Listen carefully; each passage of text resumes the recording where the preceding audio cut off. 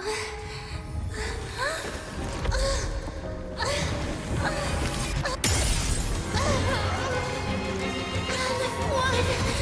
curse you!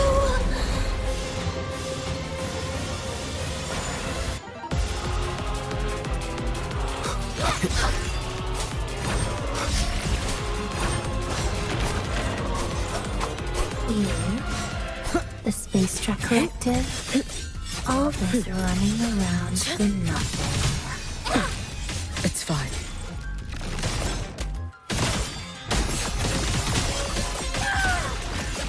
Worry not for me. You should have run. A life as fleeting as the first snow. No, here! Restless already? Be cautious. Stand back. Fading gloom. Move. Wait for the moment. Dissipate. Seriously, just call it quits.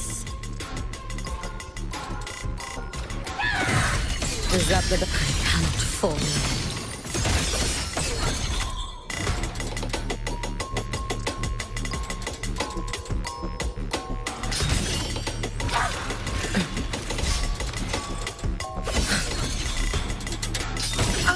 Wait for a moment. Raining moon, evanescent morning dew. Vanish.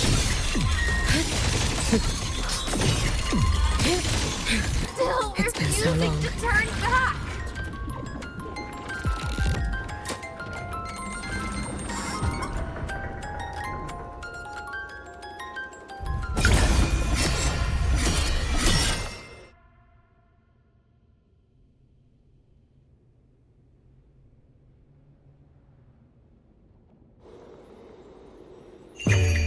For all wishes spoken, this vessel I offer.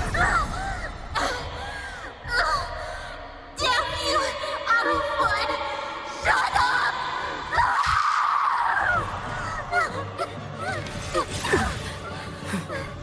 Wind calls, waves follow.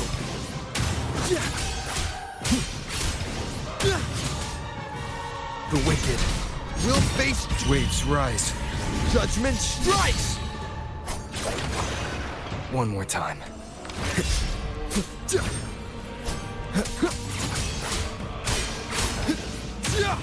Tempest of slashes.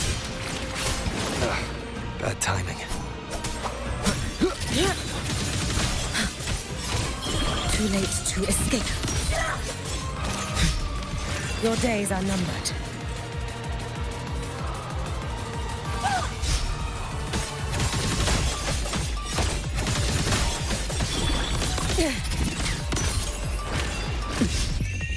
A life as fleeting as the first snow.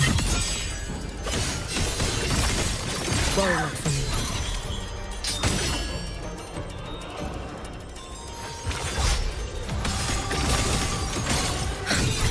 Brittle snow, wait for... Be cautious. Stand back. Fading gloom. I cannot fall now. Lend me your strength.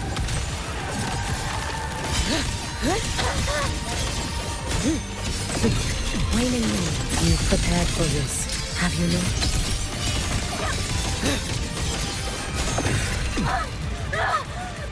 This is all pointless!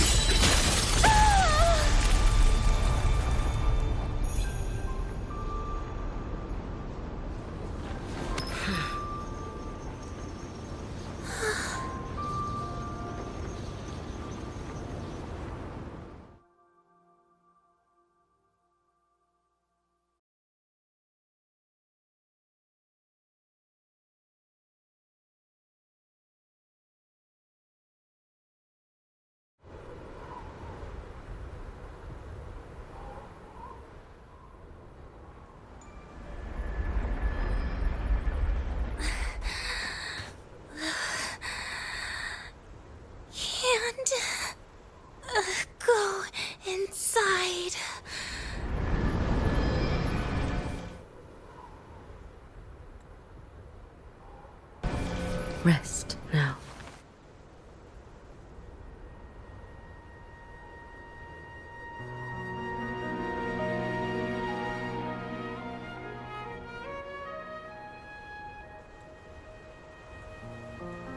Do not worry. The void matter frequency within her has weakened. She will recover.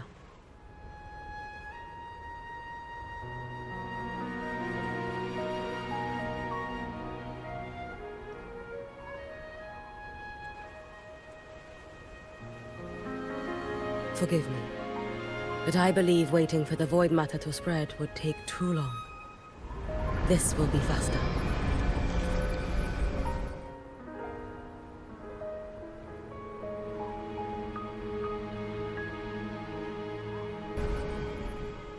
Allow me to handle this. There is not much time left in your deadline with Mr. Chase.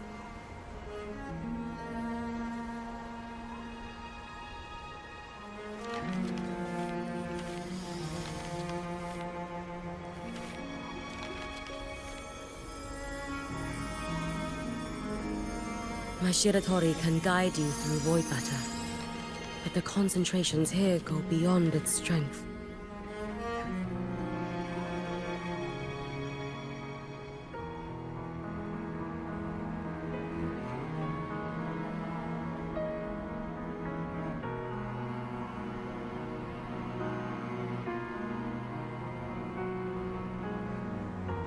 So I will draw upon a future where I learned to fully channel its power. It will protect you and help you find the path you seek.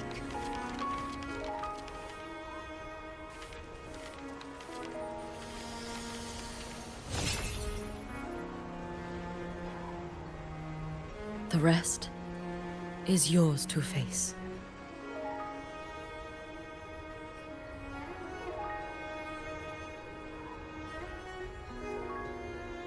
Thank you, Yuki.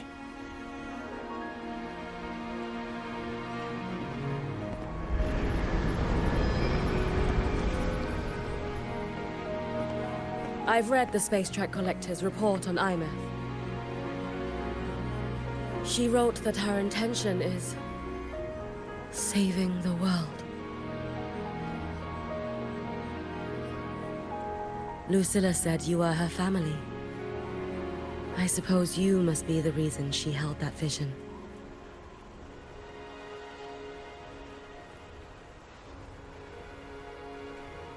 Do you regret it?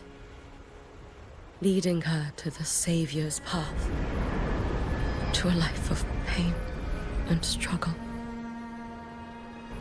One must walk this path alone in order to protect.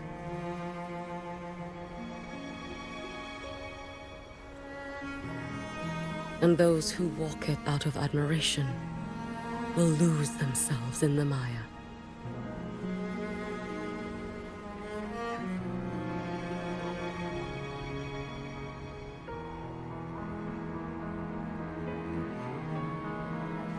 No, Yuki. I don't seek Imeth to confess my regrets. I want to find her, so I can tell her.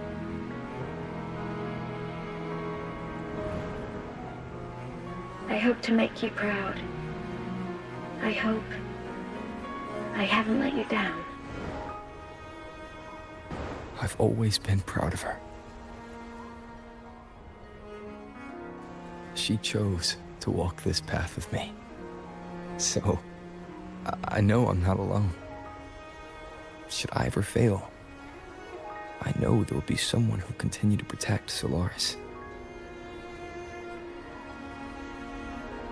With your extraordinary strength, that is indeed possible.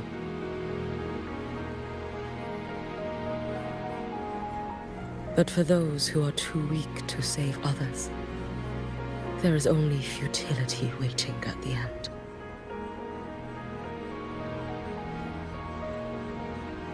As I learned when I failed to save Ashinohara.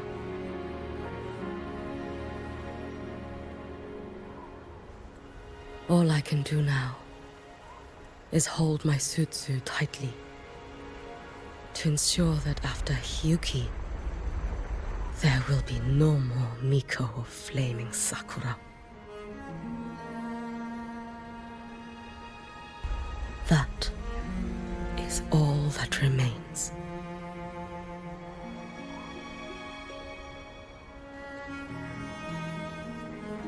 From Lahai Roy to the distant lands of Jinzhou and Rinasida, people rise up to fight the Thenodians.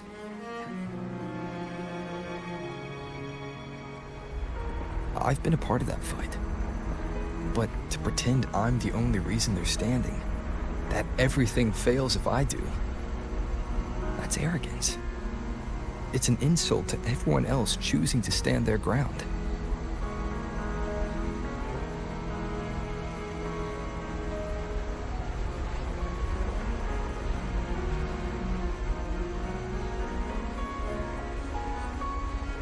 My victories were never mine alone. If even one person makes it to the end of this road, then we're still winning.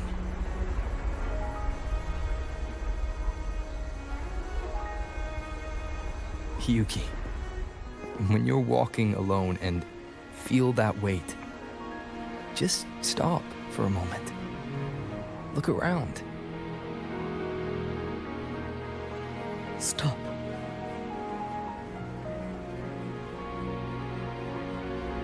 You'll see that there are people who draw strength from you. People out there who are proud of you. When you finally reach the end of your journey, you'll know it was never futile.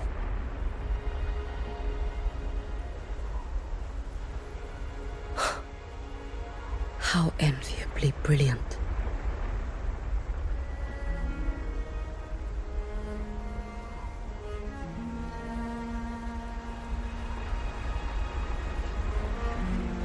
It is nothing. I will tell you when you return. All right. I'll be back soon.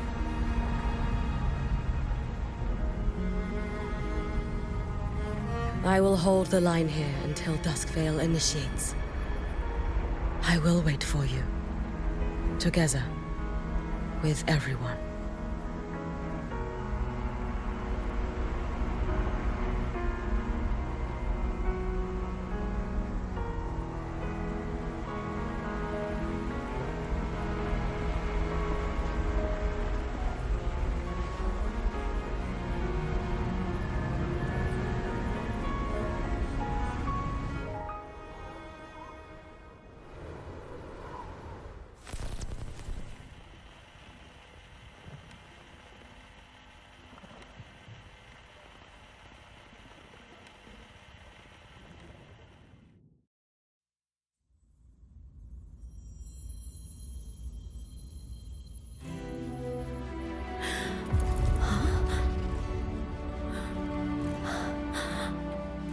Exostrider?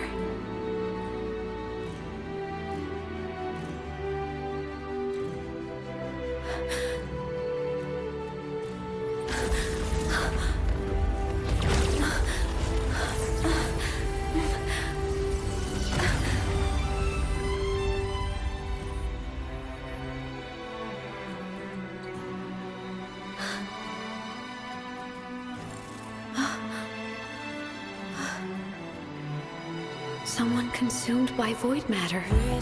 Come here. The Exostrider's power is nearly spent, but I'll do my best to protect you.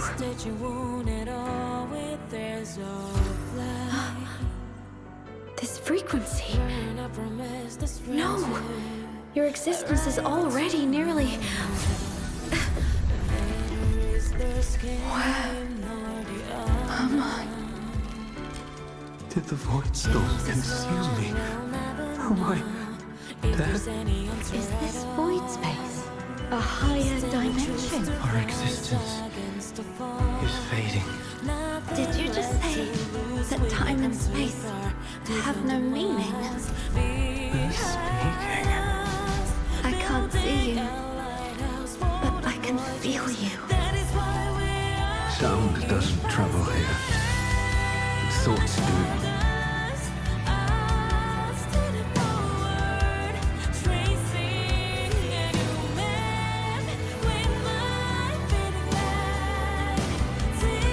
The Exostrider?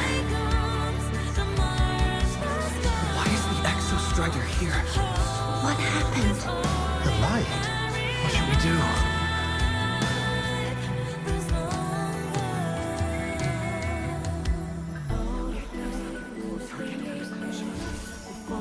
It's too dangerous, too dangerous. What are you doing? This is meaningless. That's enough. It's futile. Our lives already ended in the void. I heard the Exostrider's cry for help. I want to find it. Time and space don't mean a thing. You'll never reach it. I know what the Exostrider means to the High Boy, but This is meaningless. You want to save it? How? Makes sense here. But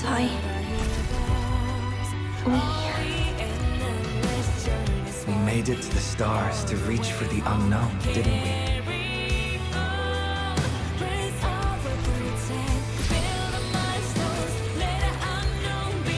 Just another step on a long road of discovery. you...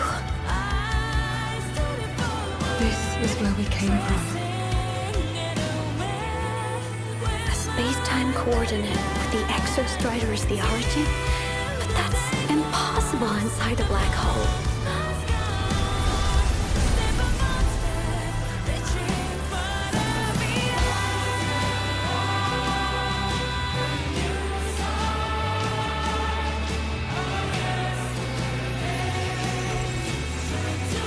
Now, we will mark the path with the future.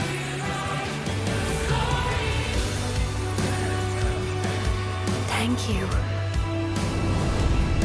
You charted the unknown with your lives. I'll make sure it's not in vain.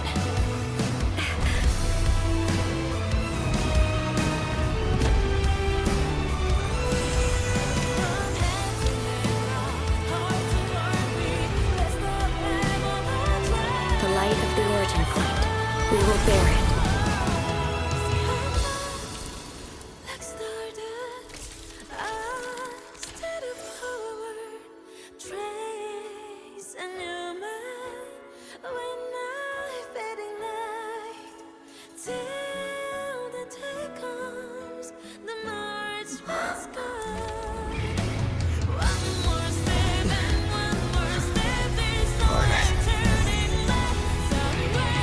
I'm here.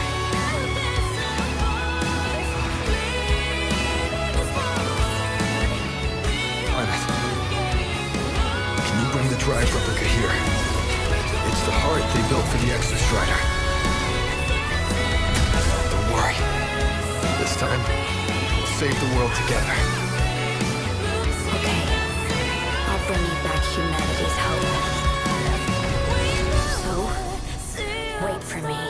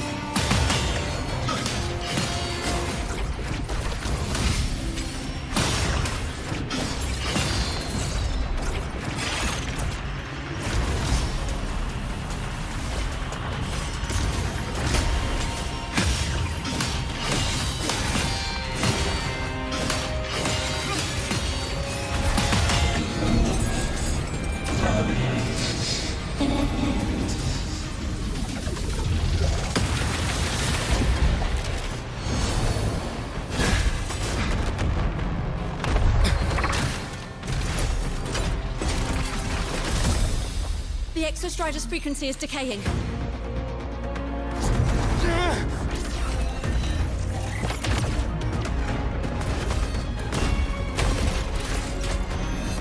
Its reading is about to flatline.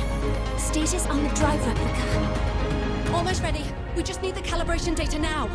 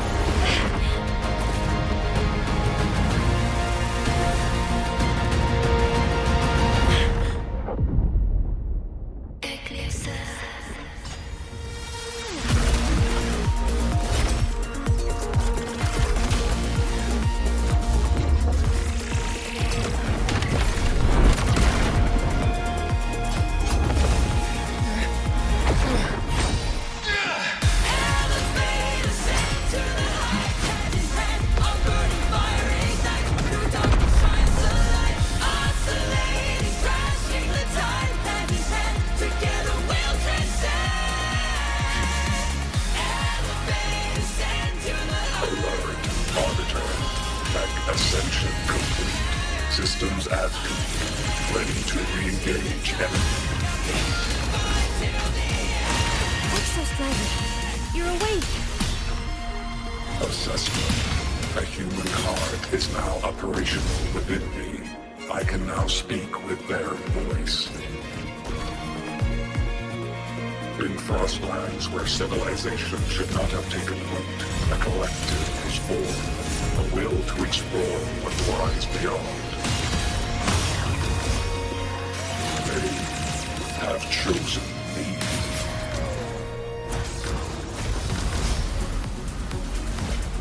Ranged module. Overkill. Engage.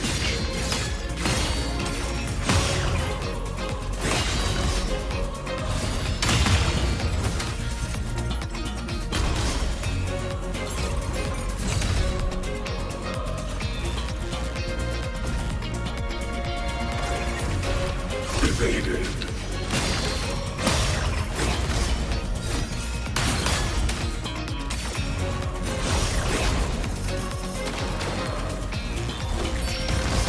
Engage.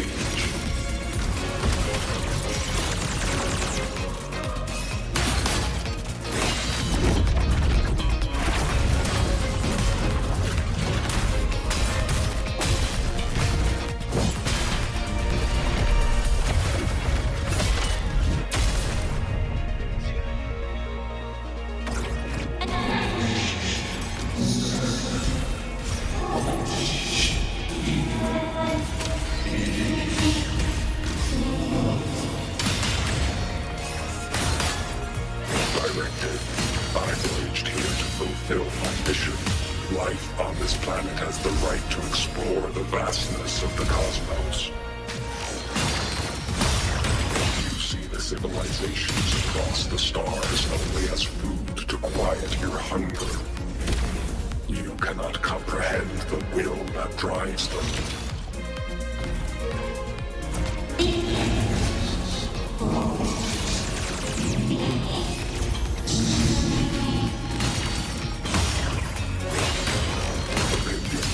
Even if humanity's final frontier is an endless void, it is not proof of a meaningless pursuit, Aleph One.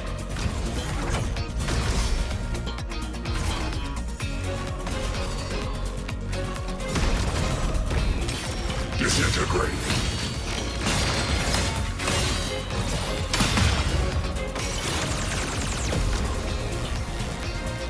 Evaded.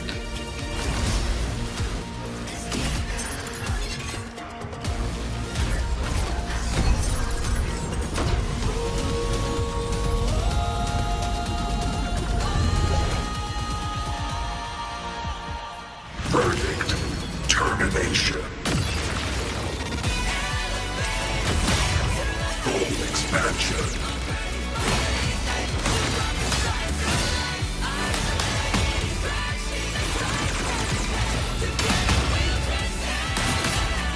Disintegrate. Ranged modules.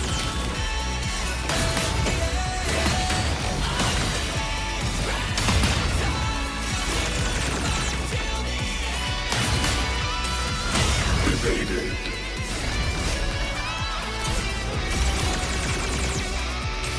Disintegrate. Now comes the reckoning. Verdict. Downfall.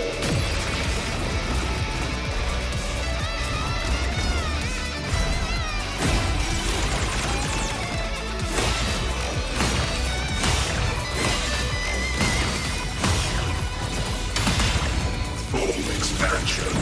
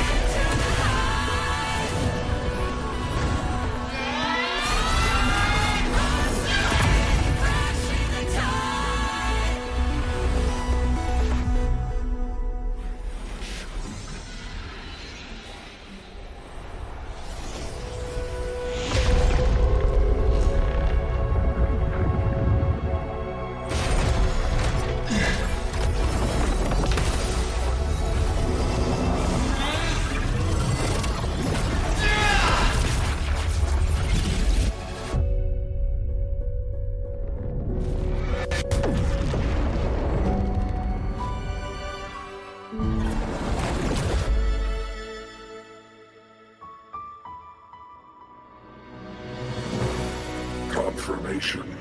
Battle concluded. Void matter responses within this sector have dissipated. But Threnodian LF-1 wasn't destroyed. Analysis. Resonator Imuth. Under current parameters, the permanent termination of Aleph-1 is impossible. Therefore, I exercised autonomous judgment and exiled it to the furthest reaches of this universe. Request. Arbiter, permission to remain. Before your final judgment, allow me to submit a log of my experience in the High Roy.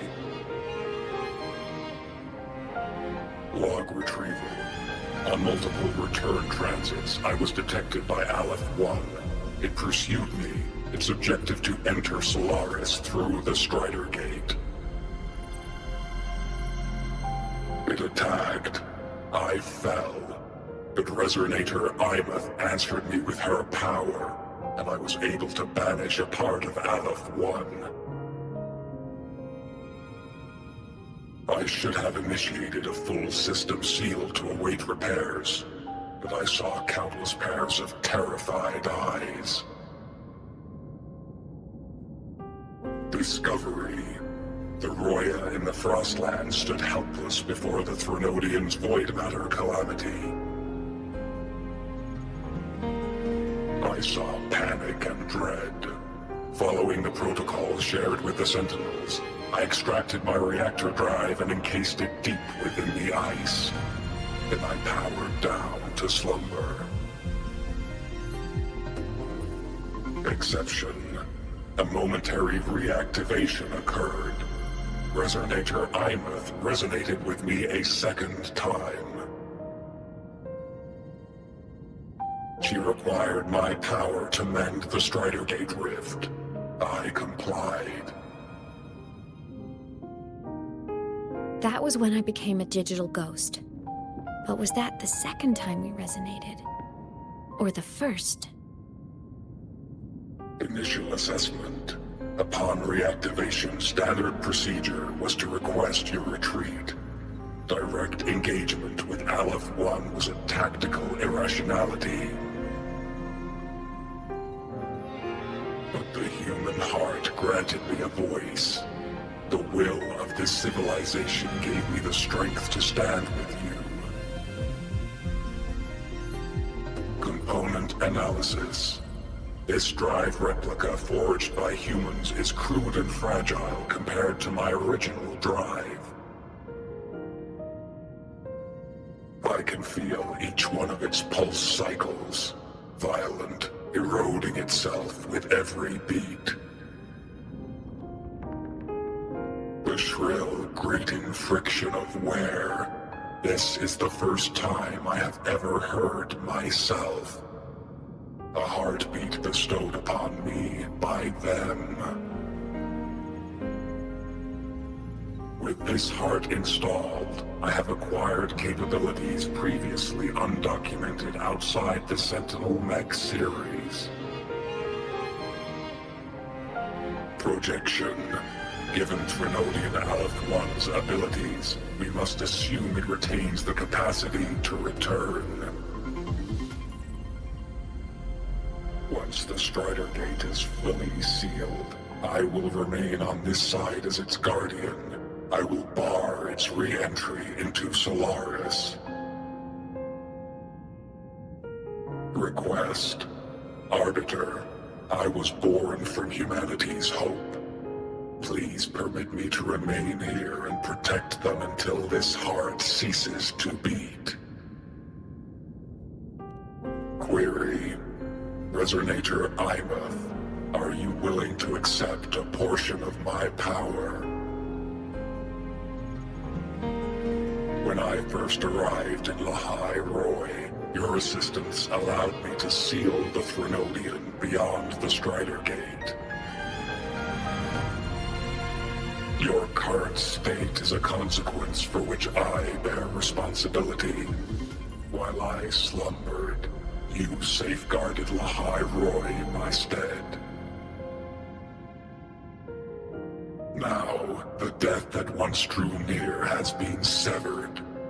Henceforth, your companion will be an enduring life.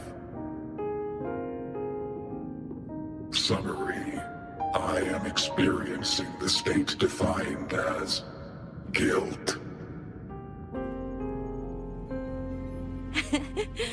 Oh, Exostrider, you're really wearing your heart on your sleeve, aren't you?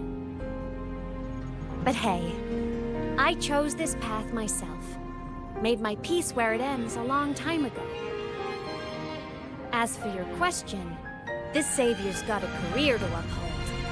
Gotta level up if I'm gonna keep kicking bad guy butt, right? So your power? Hell yeah, I'll take it. Authorization. Resonator Imath's agreement confirmed. Synchronization limit removed. Commencing resonance. Suggestion. Don't you dare feel guilty. Thank you for living up to my hopes. So, let's make our goodbye a happy one, okay? Detection. Arbiter, you have brought your cassette. Proposal. Please allow me to take it. I wish to burn a frequency onto the tape for you to return to Lahai Roy.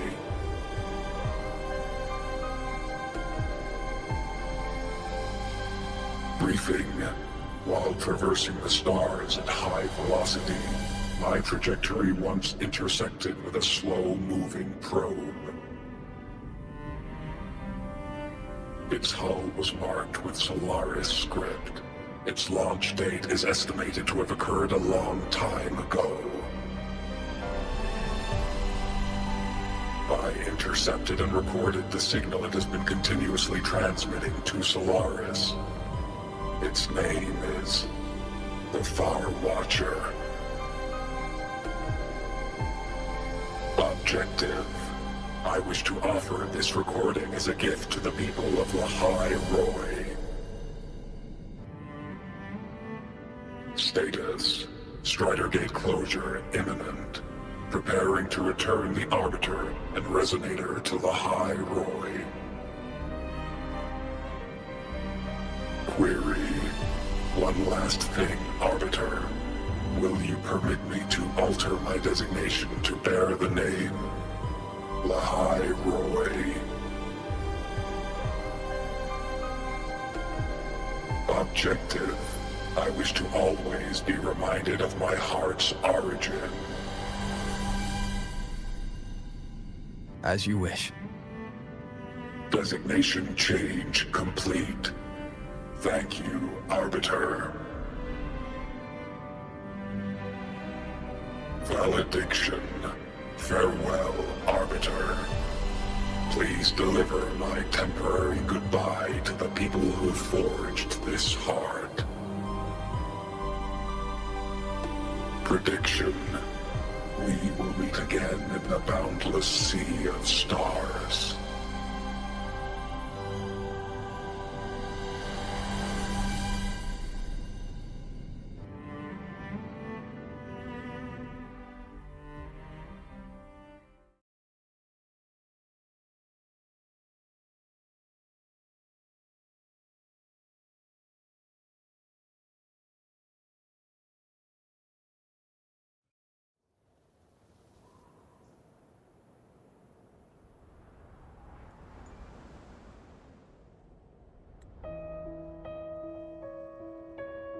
It's been so long since I last saw Solaris.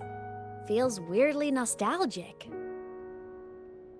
That snowflake once fell on my nose, now flying backwards to last winter.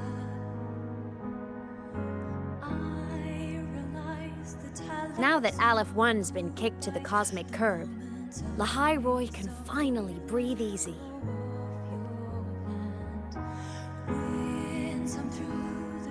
I was gonna say we saved the world this time, but honestly,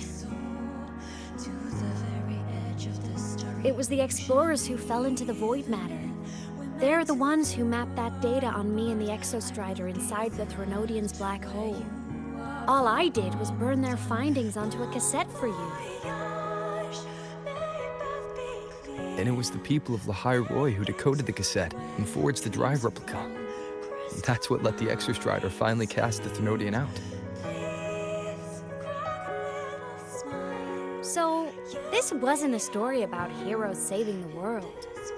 It was the world saving its heroes, right?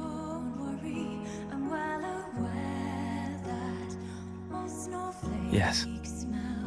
And now, we're home.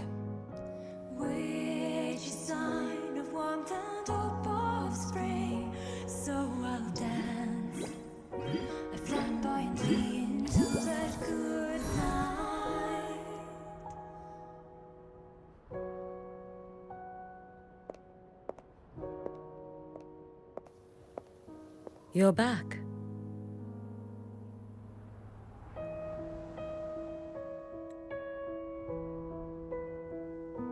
Yeah. I'm back now. That snowflake once fell on my nose, now flying backwards to last winter.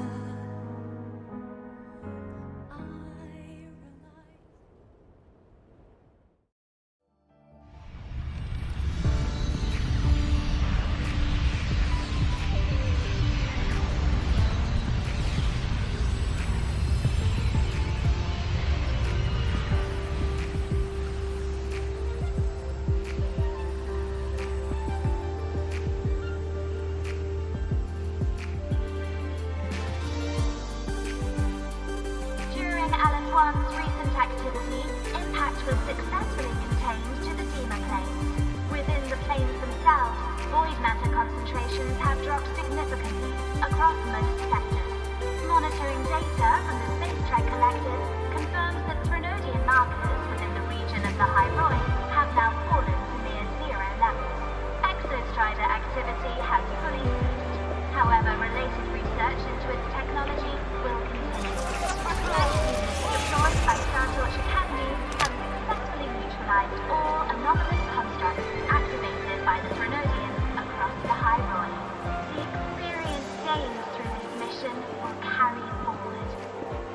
Outer Woods, the area closest to the Grenadians' attempted breach, partial structural damage has been confirmed.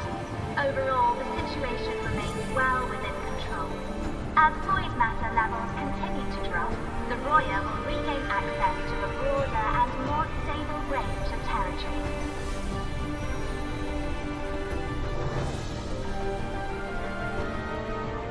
Once shrouded in void matter, the High Roy now stands restored. This was made possible by the choice of every last explorer. The road ahead is vast. We will reach the stars. And then we'll keep going.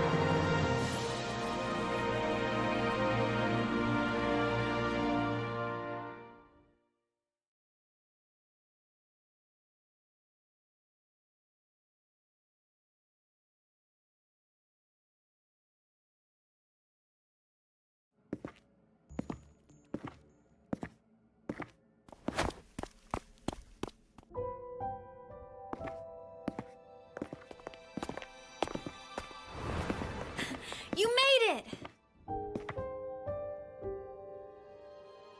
Turns out, decoding what the Exostrider burned into your cassette was way tougher than the Institute thought. They only just finished today.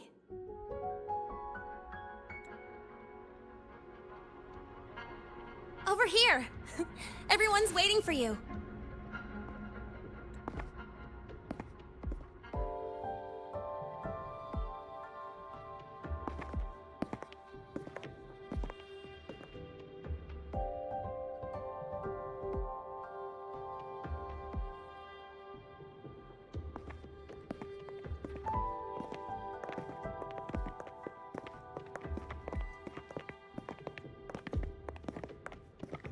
What could it possibly be? Oh, I can't wait to find out.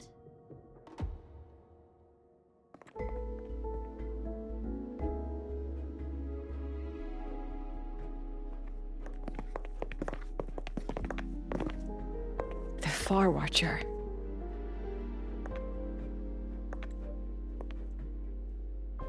I have to admit, I was genuinely surprised when you handed me this tape and said that name. You said it was one of the 9 interstellar space probes, launched before the etheric sea engulfed Solaris. Correct. The 9 stars on the Space Trek Collective's emblem represent those probes. Ever since then, Solaris never received another signal from them. Not a single one. Until today.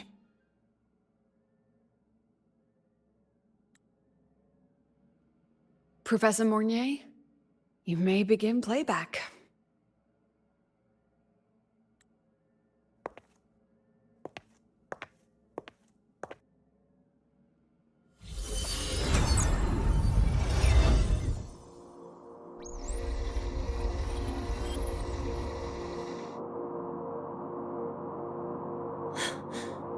This sounds like white noise.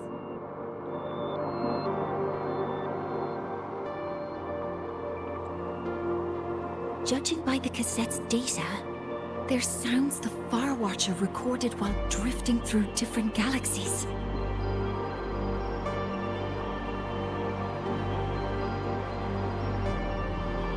Sounds that have been lost to us for centuries. Silenced by the etheric sea.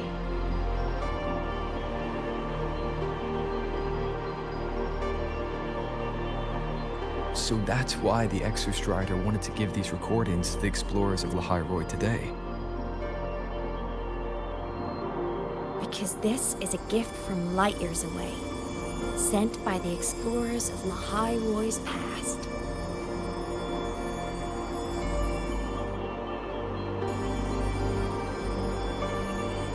Echoes from a sea of stars.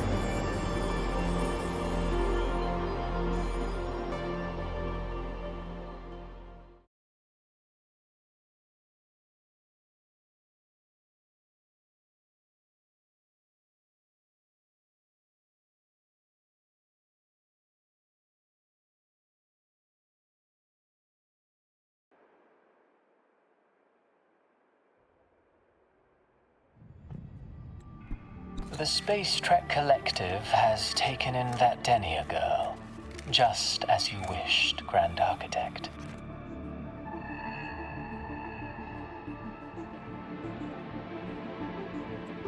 Good. Just let them care for the little doll for now. Such an extraordinary performance.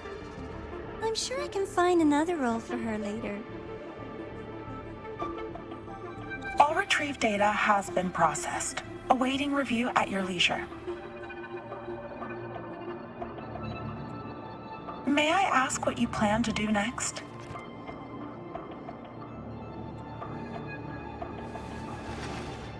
Plans are progressing everywhere, it seems. I've dallied in La Roy long enough. Time to stretch my legs. Cristoforo, be a dear and run a message to Eris and the new Federation for me. Understood. Though I suspect the Vice Architect will begrudge once more your sending me to disturb their precious quiet. Oh, and will you require me to draft a prologue for your characters?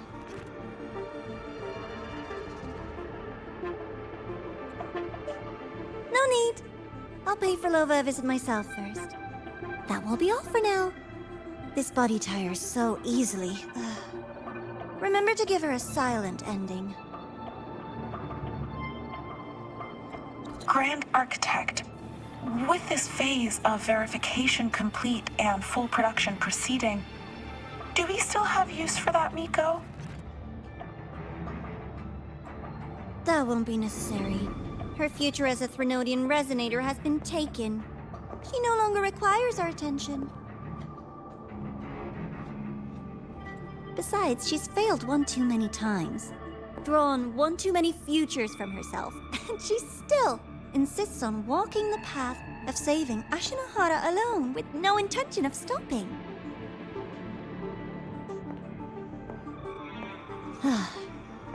Every step she takes only deepens that obsession.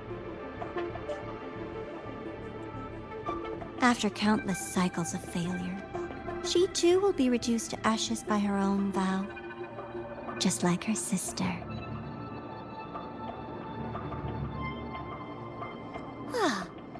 That reminds me. Zashiki Warashi has brought us some rather interesting news.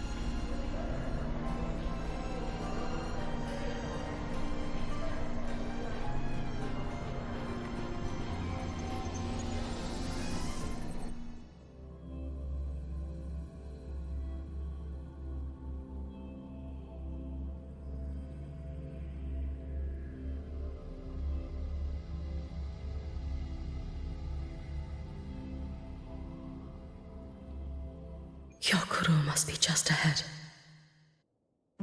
This was Honami's last rite of purging.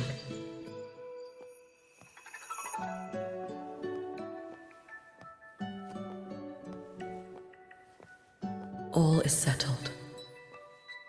Only one final thing remains. I have truly kept you waiting for too long, Hyokuro.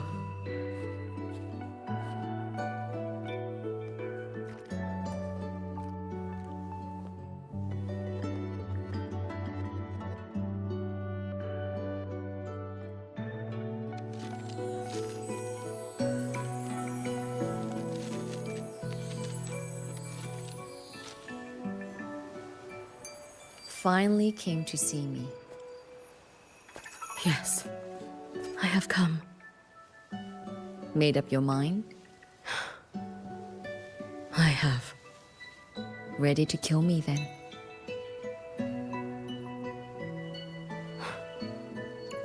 Yes. Oh, has my little Hiyuki grown so confident that she can best me without even drawing her blade? Now, don't forget who taught the Miko of Eternal Flaming Sakura. Can't show a little respect to your elder?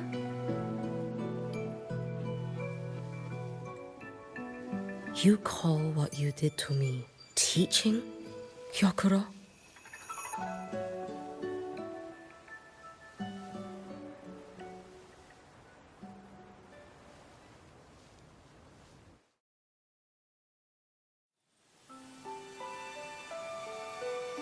Come then. Miko of Eternal Flaming Sakura.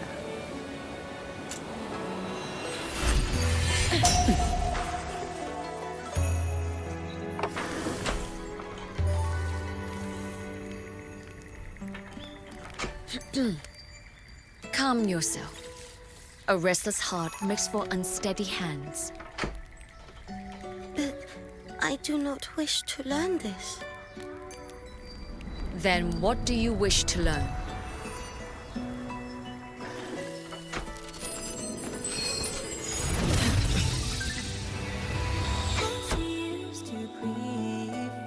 This girl will become a great archer. No, look at her hands. They are swordsman's hands. Not in this life.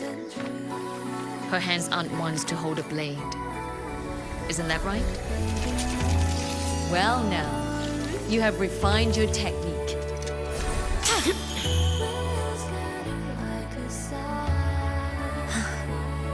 Hiyuki, do not let the Suzu bind your fate. Go seek a future of your own.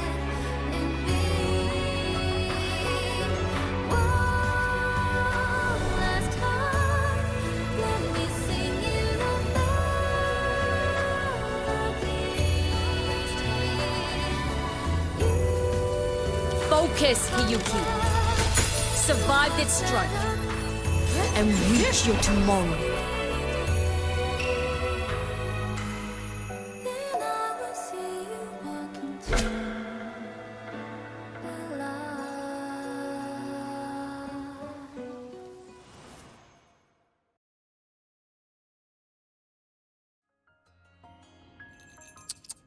You have mastered many skills from others, but have yet to master the blade work of your own flaming Sakura clan. The last Miko withheld too much. She refused to teach me a single technique. Do you resent her?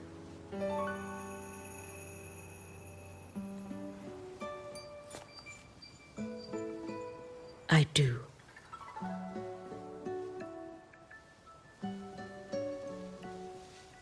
Even now? Every moment.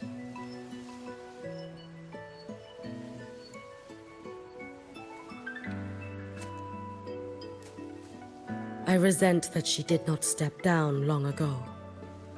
Instead, she burned every future she had and left nothing behind. not even ashes.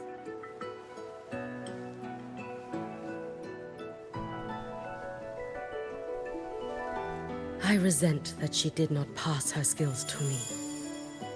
That she sent me away each time she trained. Now, there is nothing of her left in me. Hiyuki.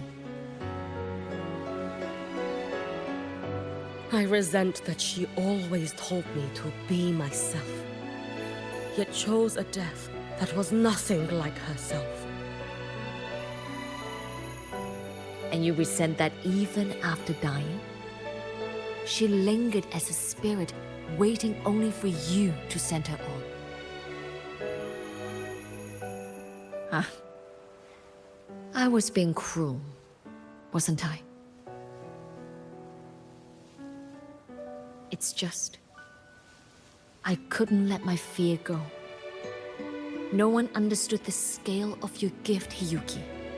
Your potential to tame even a Threnodian. If you drew such a future, would everything not become much easier? Gyokuro, Shh. As long as it comes from your own heart and will, any future you choose is acceptable.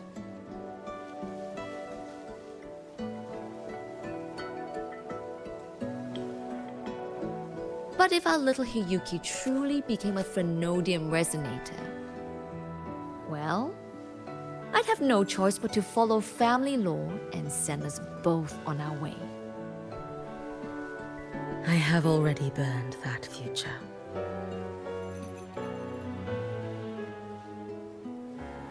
I accepted the Sutsu of my own will. I chose to become the Miko of Flaming Sakura. I know why you refused to teach me your swordsmanship. You never wanted there to be another Miko after you.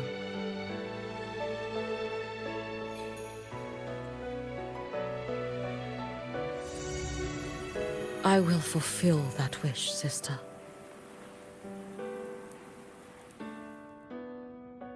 After Hiyuki, there will be no more Mikos of Flaming Sakura.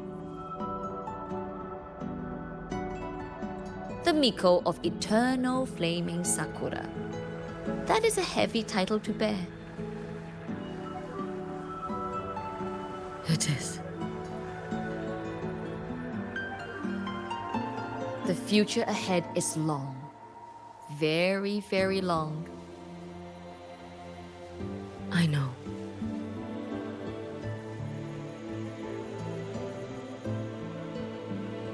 Through the Sutsu, we draw strength from countless possible futures. But each time you do, you see yourself draw closer to Miko's destined end. A future burned to cinders, leaving nothing behind.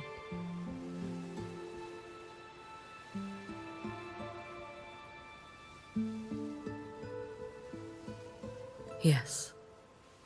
And before that destined end arrives, I will find a way to drive back the Threnodian. So that Gyokuro may simply be Gyokuro.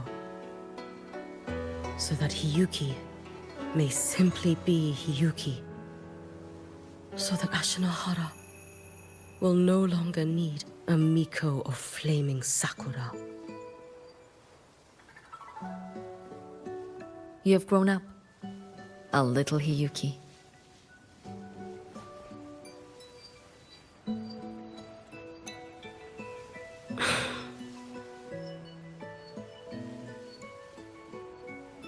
I met someone, sister. Unlike me, who failed Ashinahara. He always finds a way to save. That must be difficult for you to bear, little Hiyuki. Yes. At first, it was. Hearing tales of his exploits, I felt a deep admiration. No, perhaps it was closer to jealousy. I thought, if only I possessed his strength, then my days would not be filled with regret. Ashinohara would be saved.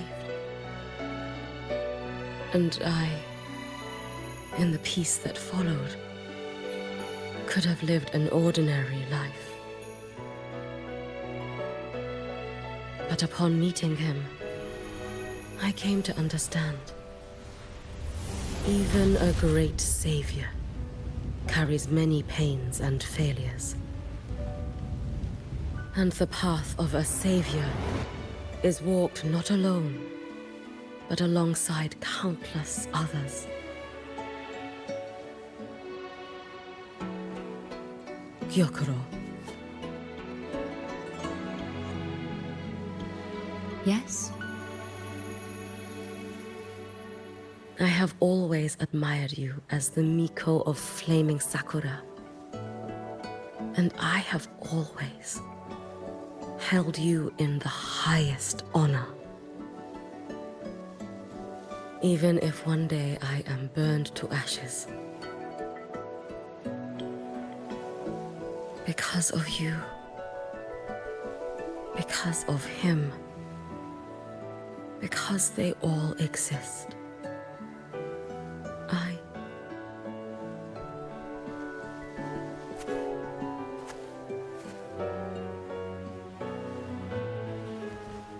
I take great pride in you too.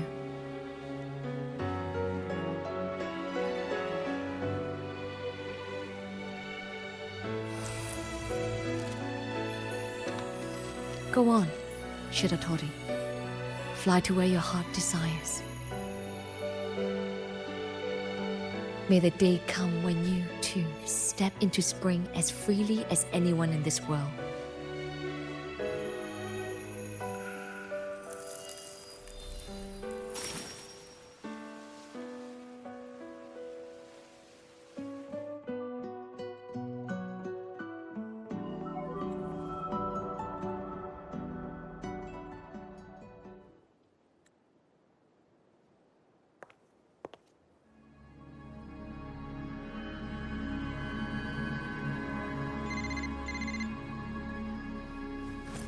Greetings, Miko of Flaming Sakura. You.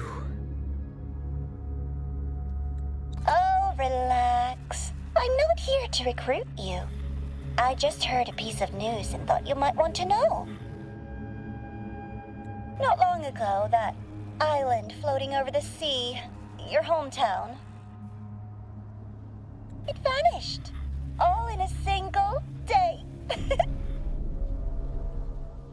Congratulations on your wish coming true, Lady Miko.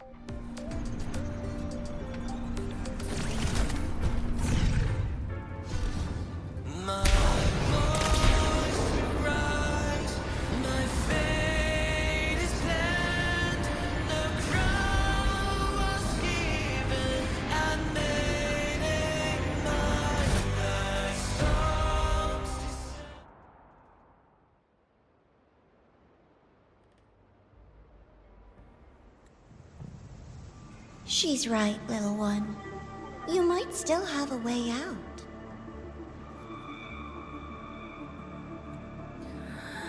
Because your suffering is nothing like hers.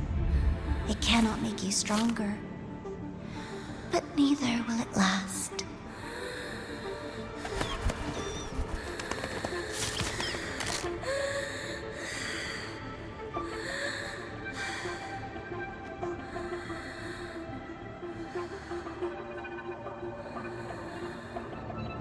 Enough staring at the dead bird, Denya.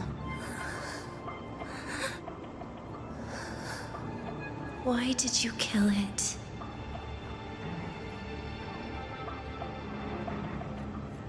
What's worthless doesn't deserve to continue, see?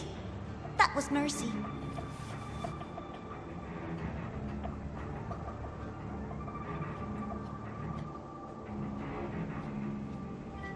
Just hours ago, you accepted Aleph One's gift, the first in this world to do so. Now, tell me, how did it feel?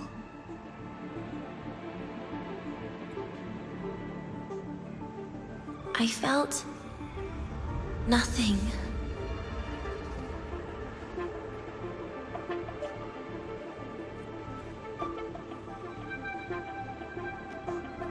So, nothingness, the void, the dark, are good old friends.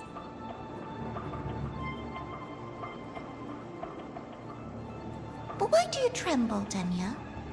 Everything begins in the void. And you, most of all, should find it cozy. Why did you kill it?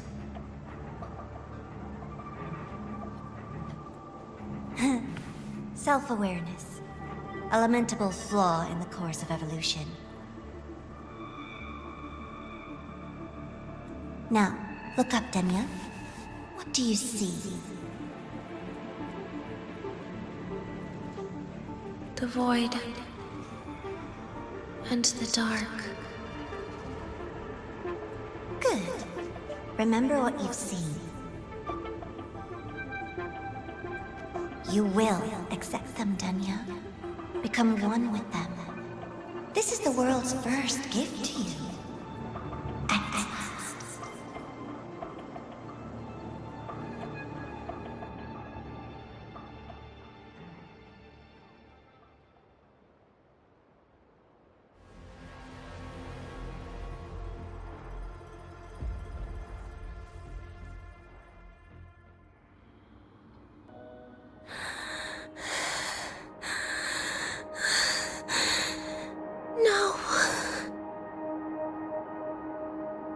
Vital signs indicate sustained recovery. Void matter activity remains within normal parameters. Target frequency has not yet returned to the syntony level. Initiating secondary protocol. Can you hear my voice, Denya?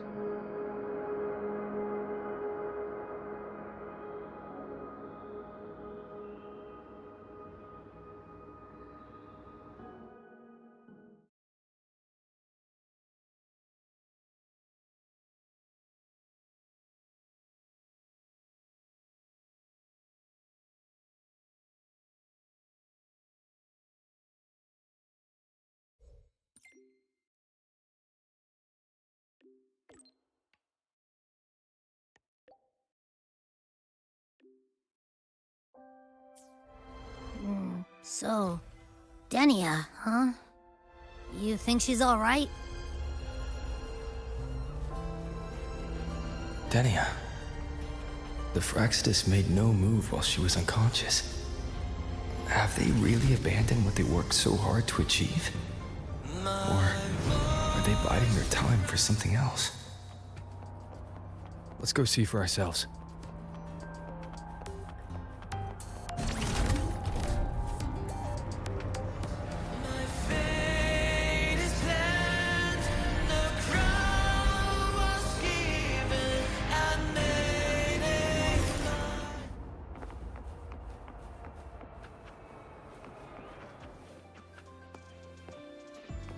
Impossible.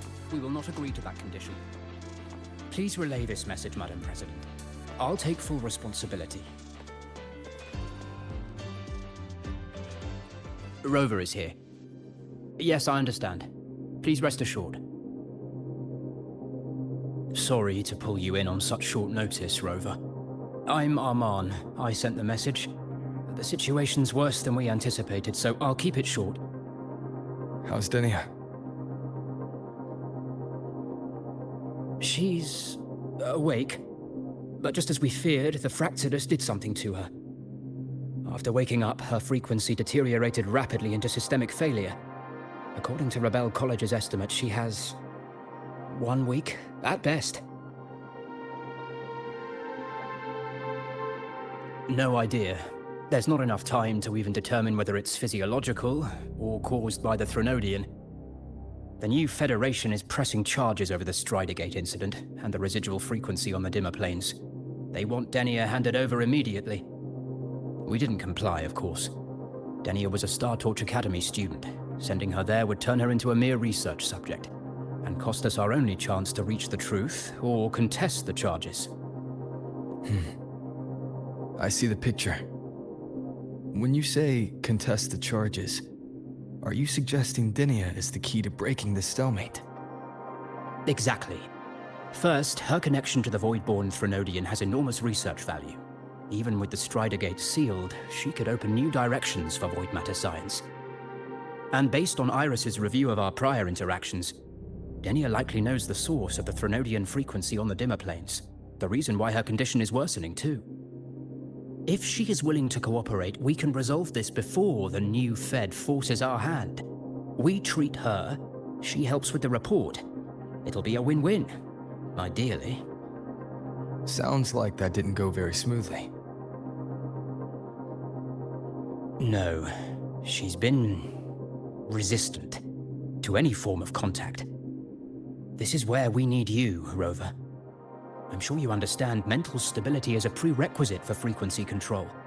You have prior contact with her, and your experience with Threnodians also makes you a safer anchor in the negotiation.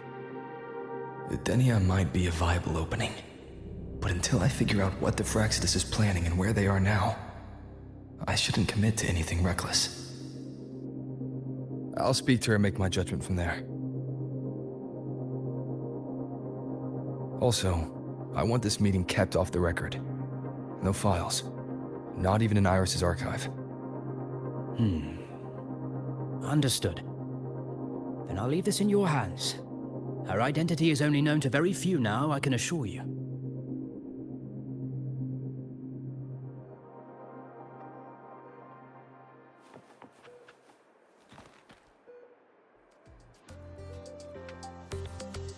Whatever her reason was for saving me and Hiyuki back then, she still carried out the Fractidus' plan. And the Grand Architect's next move is still unclear. Have to stay cautious.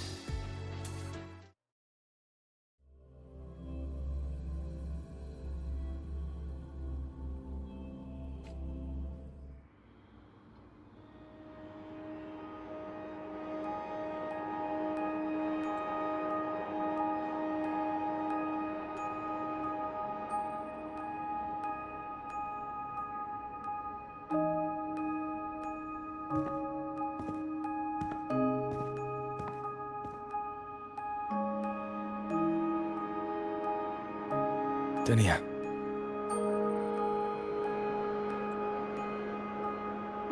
I just saw Sagrika.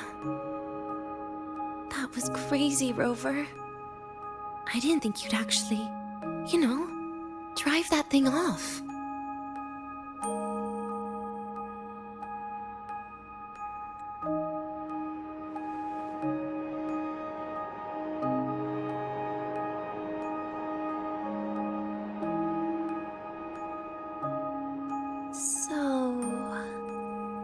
Just gonna keep staring? Do you always come empty-handed when you visit patients?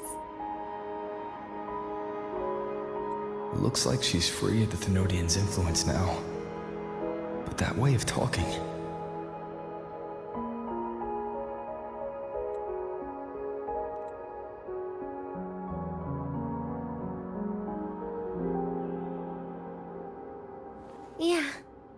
I'm dying, right?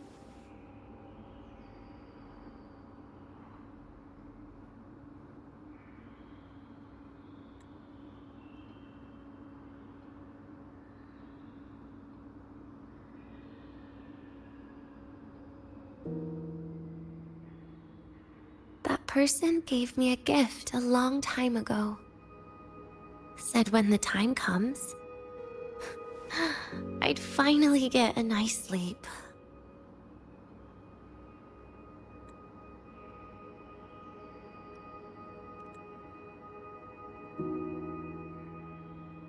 Who knows? But it's not hard to guess, is it? Just like a collar you put on cats and dogs, in case they get ideas.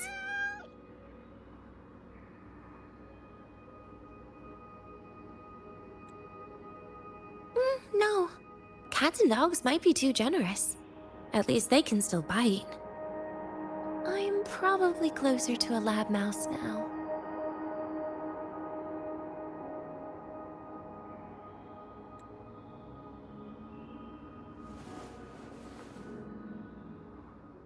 So, Rover, did they send you to sweet talk a lab mouse?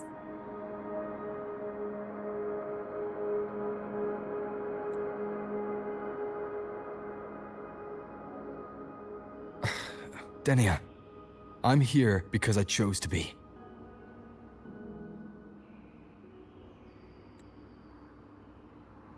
We've been on opposite sides before, but...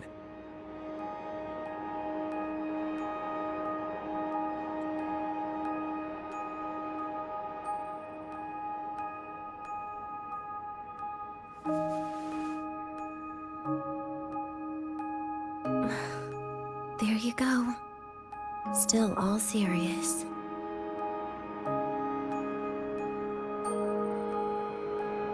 But I want to try trusting you.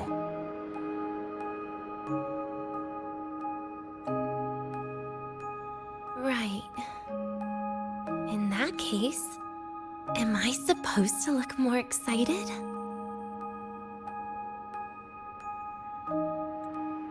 Too bad, Rover. I can't trust you in the same way.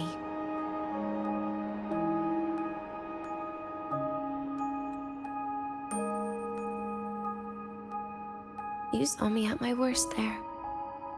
And you're still playing this game. You want answers. That's why you're here.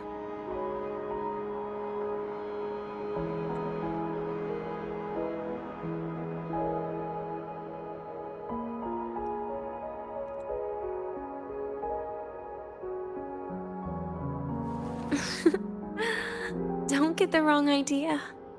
If you'd died back there, it would have been game over.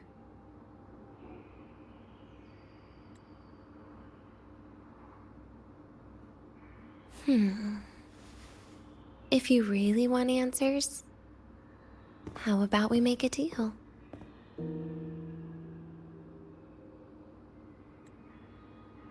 A deal? Yes, a fair exchange. The collective can't get what they want from me. But you just might get what you want.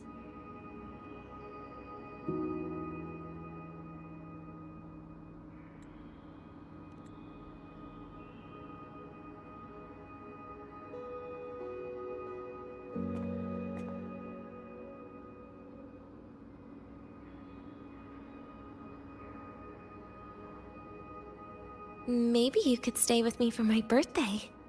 This weekend. I'd like to have a good stroll in the academy again.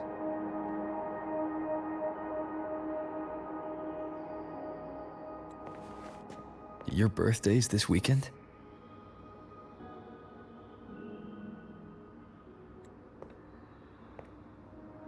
It could be, or not. Doesn't matter. What matters is, you are there.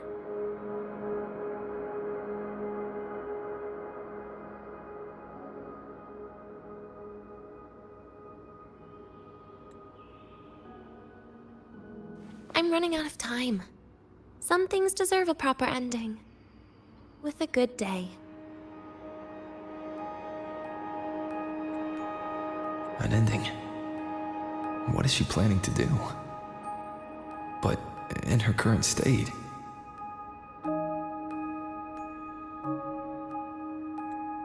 What?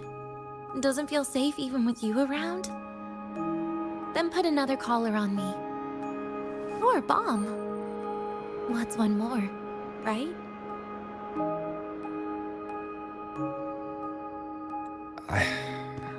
I'll see what I can do.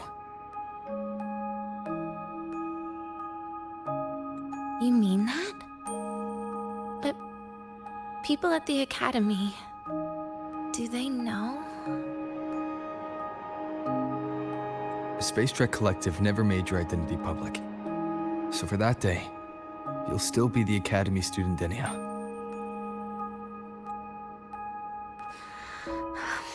Always the busybody.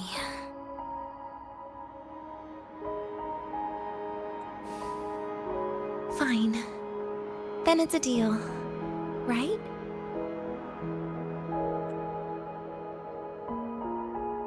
Relax. I'll cooperate with their research for the next few days. Just don't get your hopes up. The Grant architect wouldn't be sloppy enough to leave me unhandled.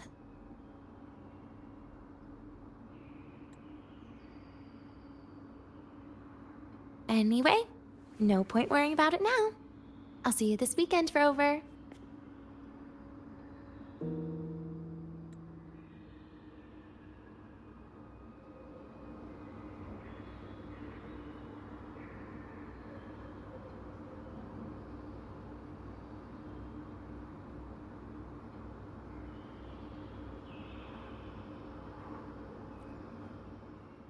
Rover? Something still bothering you? I've never seen her true face. Wouldn't be surprised if the real one's already dead. You care about that, do you? I'll tell you more once you've kept your side of Rover. Something still bothering you?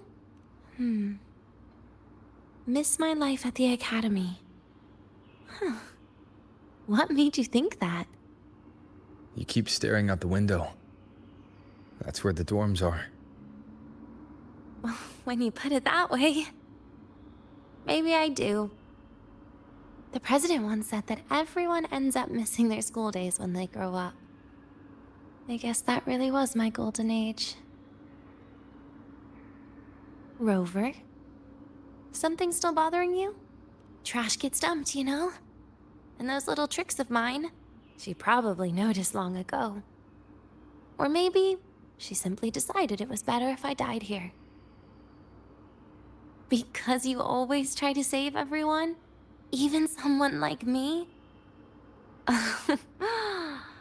That kind of stubbornness must have gotten to her.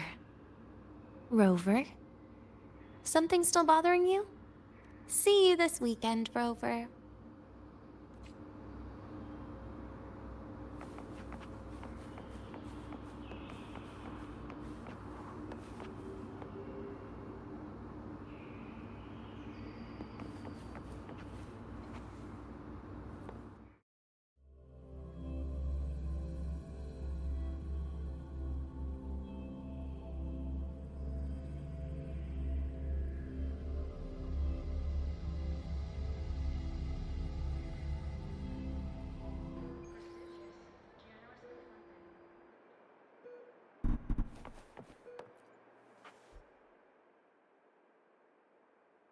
Rover, how did it go? Is she willing to cooperate?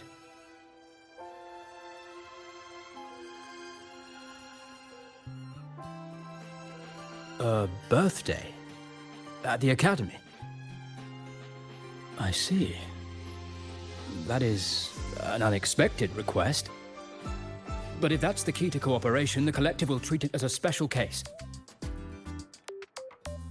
She said she wants a proper ending for some things.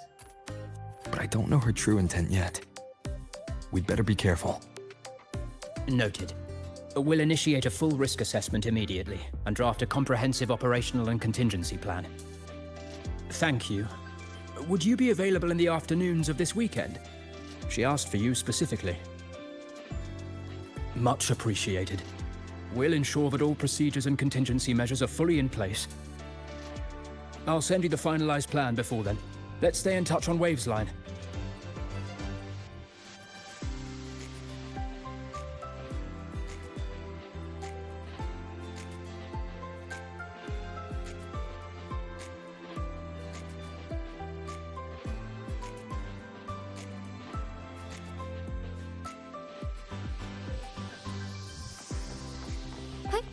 Onwards.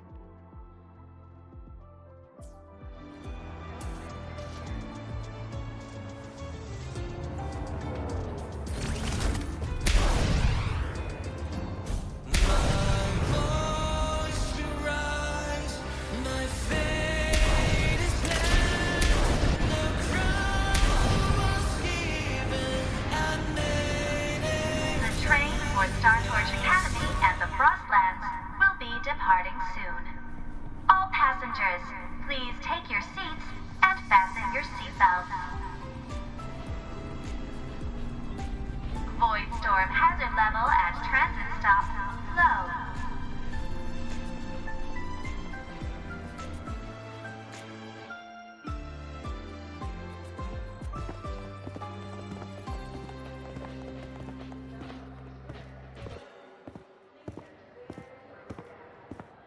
You're here, Rover.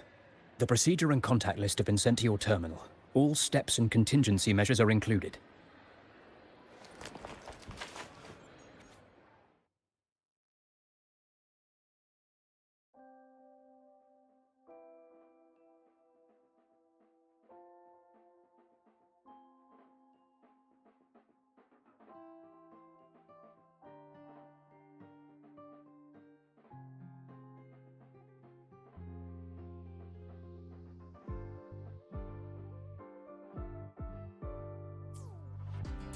Very detailed. I see a resonance suppression device and declared contact entries. Everyone's agreed on those. Yes.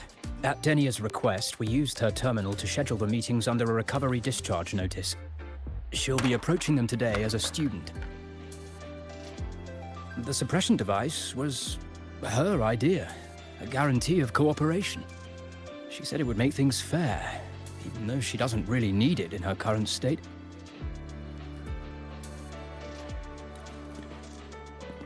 Here, take this. If she starts feeling unwell, have her use it. It should make her feel better. So you found a way to relieve her frequency failure? No, these are only tranquilizers. We've adjusted the dosage for this operation. As for a treatment plan, we'll try and work out a revised version as soon as possible. No wonder Denia behaved that way last time. She'd already seen this coming.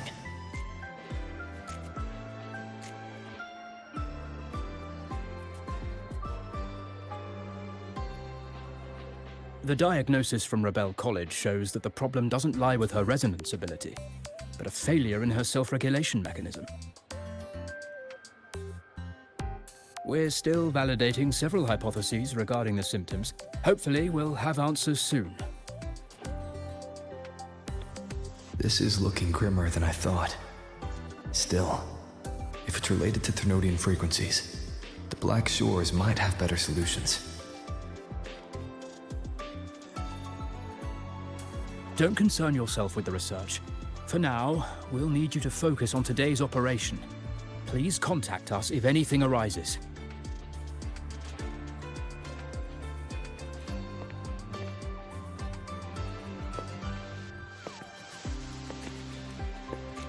Are we good to go? Yes. Hope you both have a pleasant day.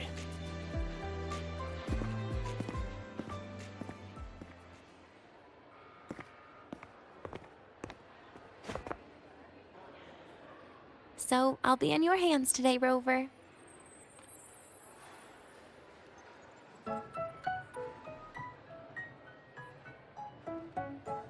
You promised me a birthday. Remember? Why the serious face?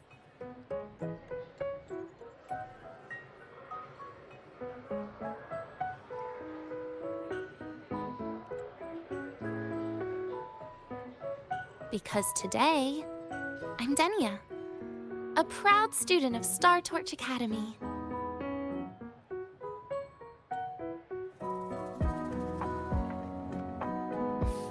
Come on, try it like me. Loosen your mouth, relax your eyes.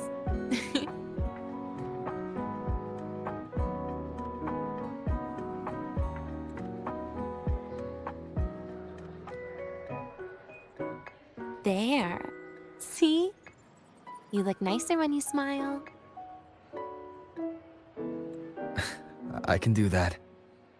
But remember your situation. Don't... Yeah, I know.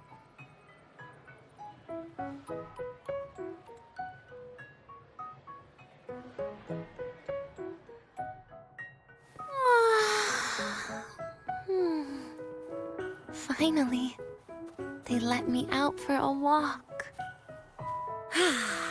Feels kind of nice being a student, doesn't it, Rover?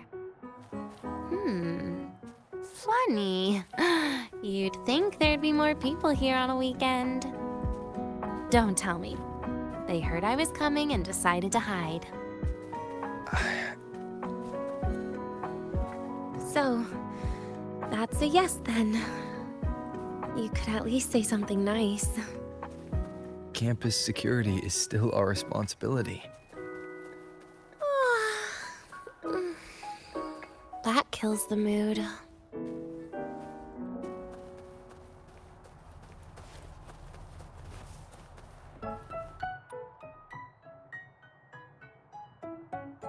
This way leads to the garden zone, right? Yes. This is where you're supposed to meet Sakrika.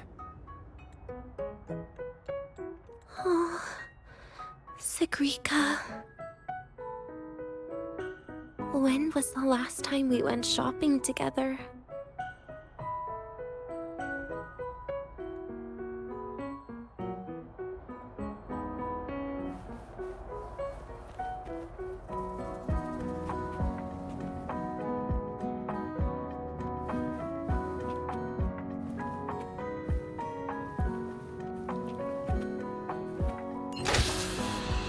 If the elevator breaks, do we get stuck here?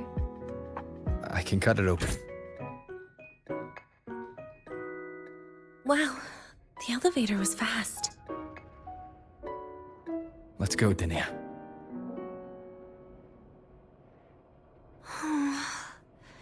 This feels like walking into an exam.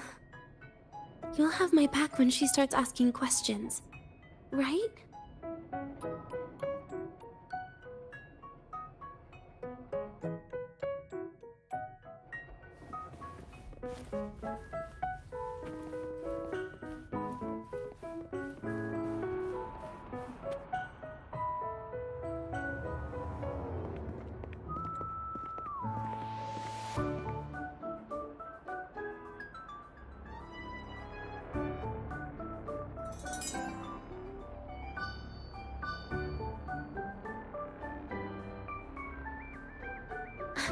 Hey, Rover.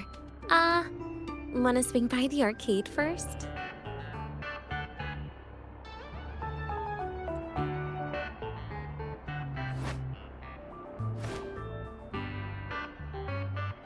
Are you trying to avoid Sagrika? Oh, so you saw. This is your own request. Give me a reason to cancel it. The reason is, I'm not feeling so great. Maybe we should just... Senior! Dania? Wow. Hi, Siki. Did I keep you waiting? No, I just got here too.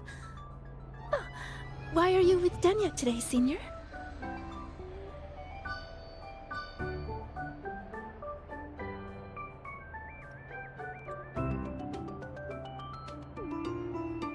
You...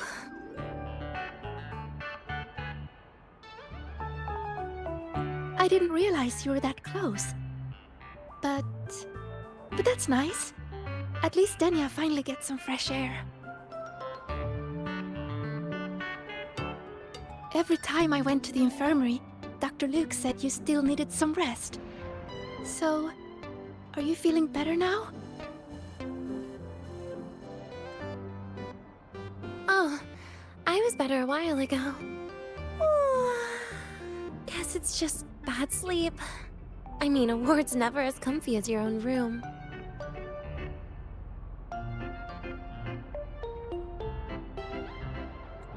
Bad sleep? Have you been having nightmares again? I heard what happened last time really affected a lot of people. You don't think it's because of the void matter contamination, right?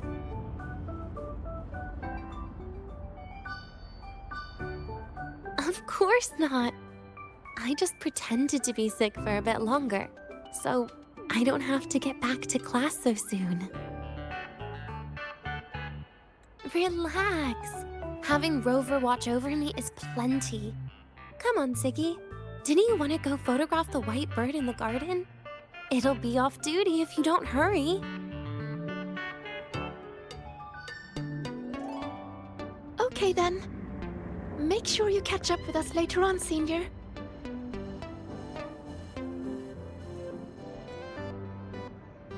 Did you know, Nia? The photography fan club is planning to apply for a studio. They have budget for that? Was it the prize they won from the campus event? Yeah. They won't stop talking about how much they owe you.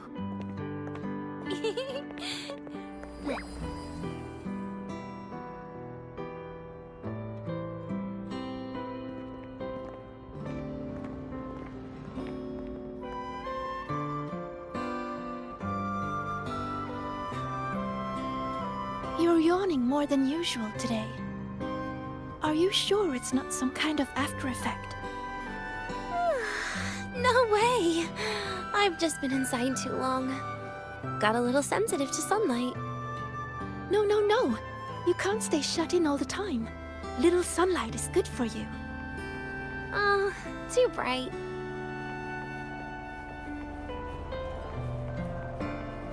Hey, onwards.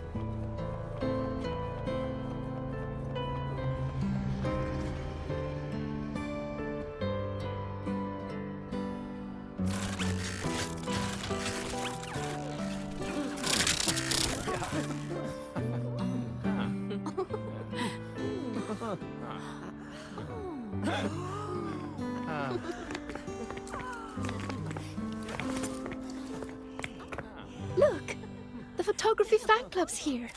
Wanna go say hi?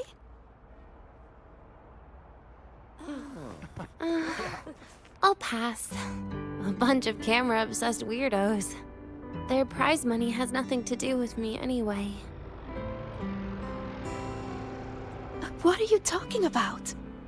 Without you, they would have shut down by now.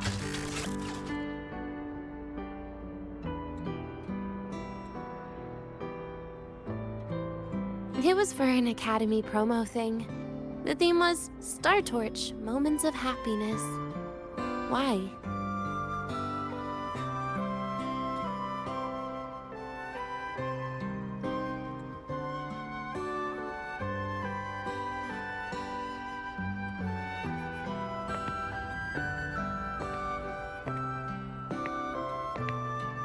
I was the model, actually. Someone came to me and said they'd buy me a luxury buffet if I agreed to pose for a couple of photos while eating. For a moment, I genuinely believed they were being generous. I even skipped a meal on purpose. Turned out their luxury buffet was the cafeteria.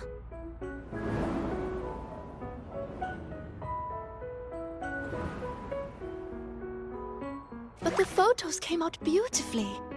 They even made it to the Fuel's A Seal-Proof Guide to Enrollment.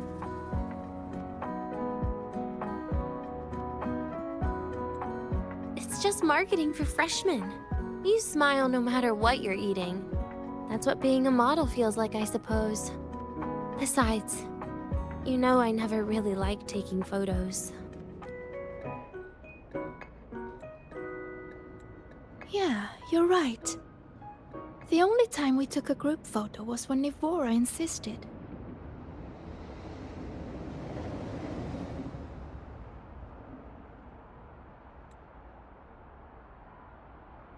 Huh. Speaking of Nivora, I wonder how she's doing now.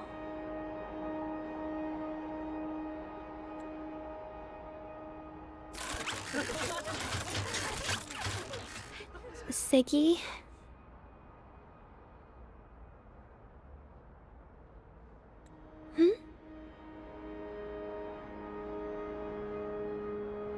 Let's take another photo together. Really? That's a first for you. Come on, Rover. You too. And can I borrow your camera?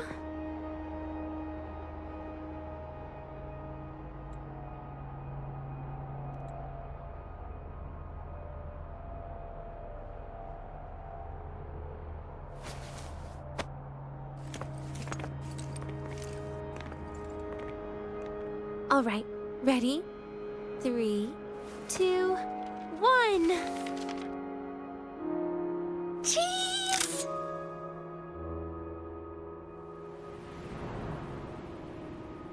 I'll save the photo on Rover's terminal for now. We can print it someday.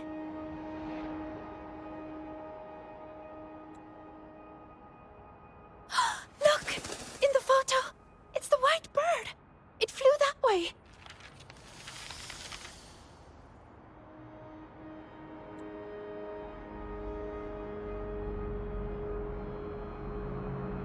An unidentified rare species. The fabled pure white bird. It's been a year since we first saw it, and we still haven't gotten a close look. Calm down. For all we know, it could just be someone's resonance ability. As if. You and your dry humor, Nia. I'm pretty sure it flew this way. Where did it go? Why don't we split up? You head that way, Siggy. Rover and I will check this way. Okay. Ping me on the terminal if you find anything.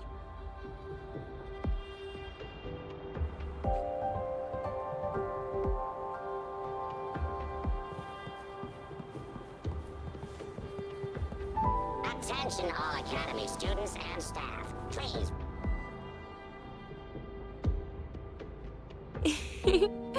Hey, can you imagine her face if we told her the white bird is just Hiyuki's ability?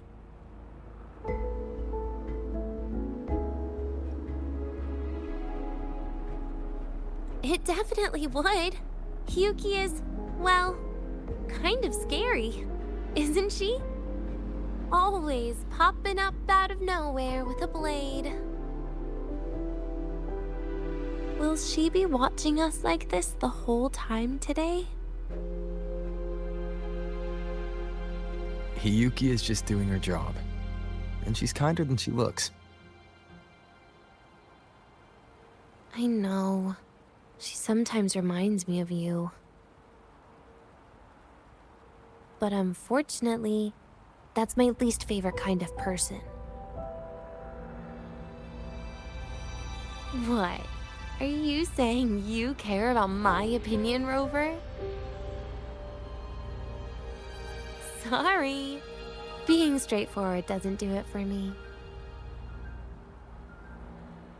Okay. I'll stop. I wonder how Sagrika's getting on. Let's go find her. She headed this way, right? Where did she go? Attention all Academy students and staff. Please.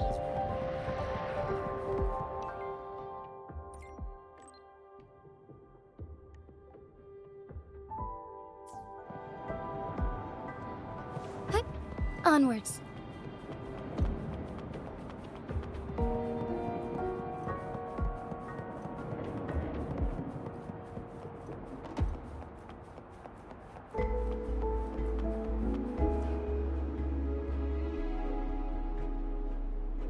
You can't find it either? Maybe not today then. Seriously, Siggy. If you went into biology, you'd be a legend by now.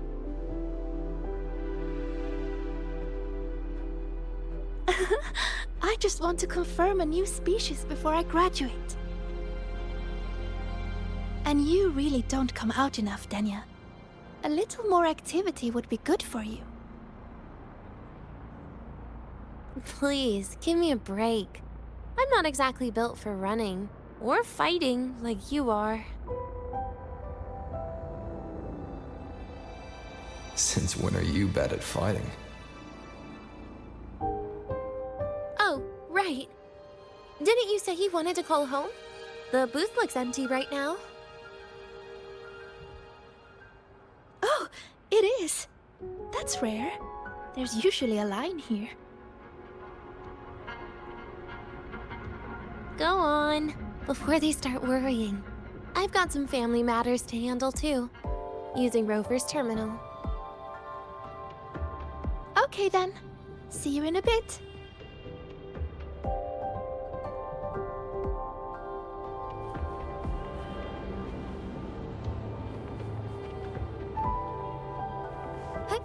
Onwards.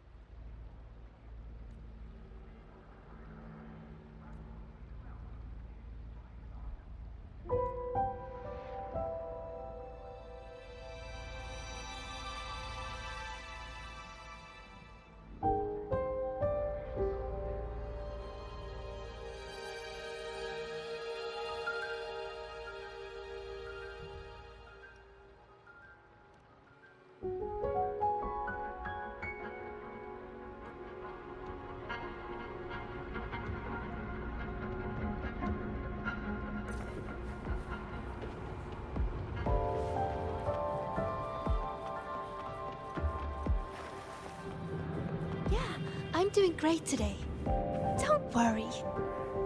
Denya's out of the ward, so I'm taking a walk with her.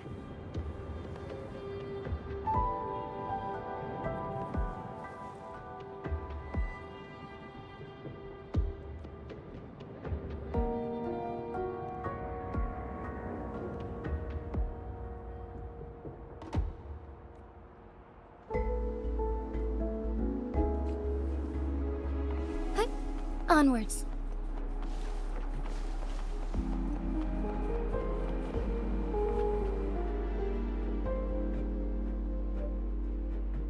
I know what you're worried about. I remember everything from back then. Why would I ever contact those people? Then who are you calling? This'll do. I'll just open the comm, and you can wait here with me for a while. Yeah, it was all made up to keep her happy. But I didn't realize how much effort it takes to keep a simple lie going. This will only complicate things. But I can't be honest with her, can I? She's all cheerful on the outside, but she bears more than enough worries for her size. As her friend, that's the least I can do. And besides, having a sweet, trusting friend like her around is a great cover, isn't it? Oh, I thought you'd put it more gently. All right. Looks like she's finished her call. Let's head over.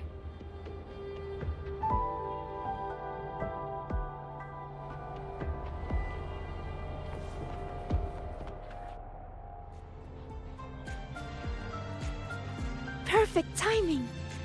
We should go check out the new desserts. Oh, this part. Finally. What made you want to buy cake today, Denya? You'll find out soon enough.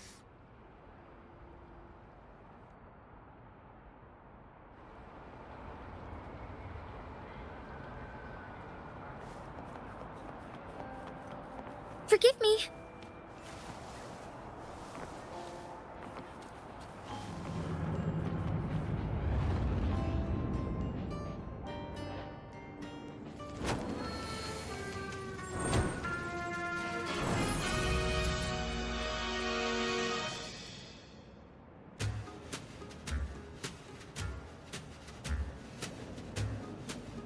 Today's new desserts include frostwork dumpling, fern spore kelp biscuit, pine needle lichen roll, and, on special, jarred fish muffin.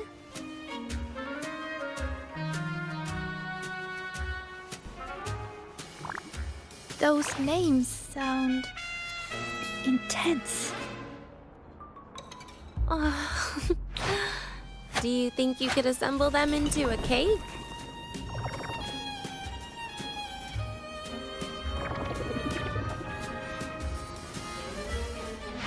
Ugh, what a terrifying thought, Nia. Taste aside, the operational procedure was very clear about food intake. I should check with Armand.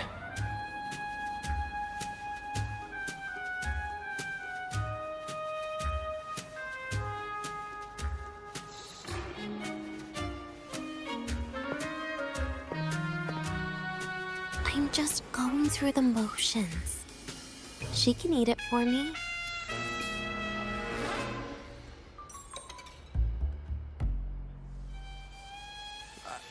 I happen to know a team that specializes in desserts. We could order a cake from them if you want. What kind of style are you thinking of? Oh, really? Then can I add rainbow bean pop rocks? And creeping torch pine nuts. Oh, and some fruit crackle too?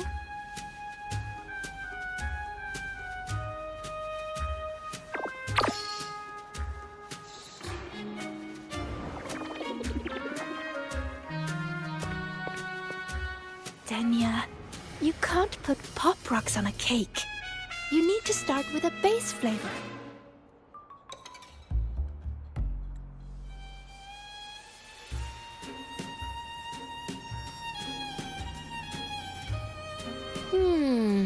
Okay. Let me think.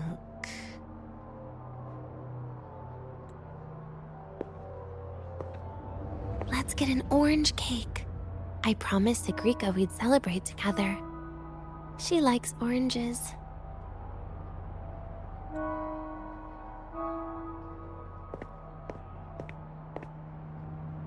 But make sure you add everything I mentioned earlier, okay?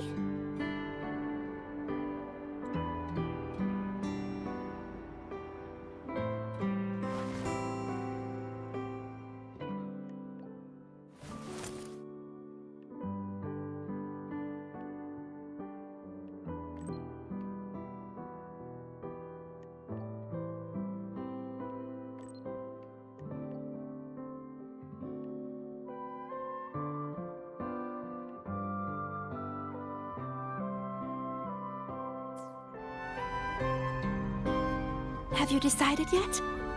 What's it going to be, Denya?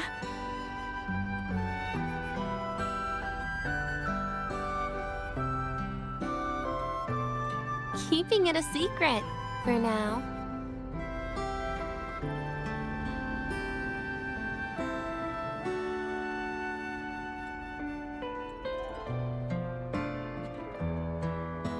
Tonight.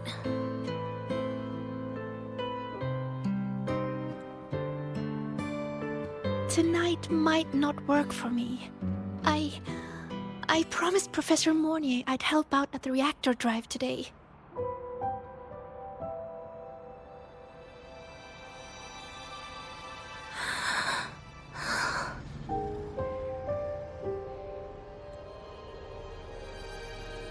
Well, that's a shame, Siggy. I was hoping to share the birthday cake with you, but I guess you'll just have to make do with the leftovers. Birthday cake? Wait, today's your birthday? So that's why Rover is...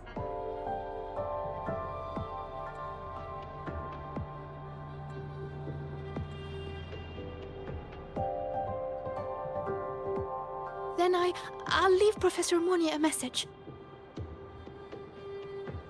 It's all right, Siggy. I'm sure you've got something really important to do with Professor Mornier. Well, asking for a day off once in a while wouldn't. Nope. No running away from it.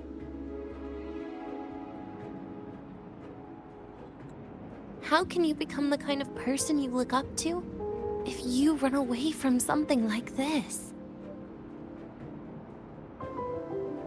But aren't you the one who's been telling me it's okay to run away this whole time, Denya?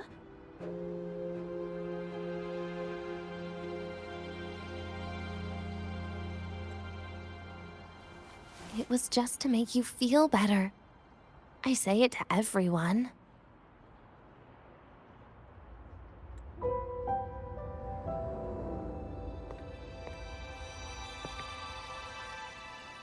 No, you're acting super weird today.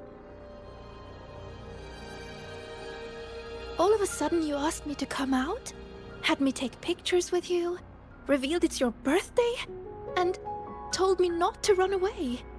It's not like you at all. Siggy, Are you hiding something from me?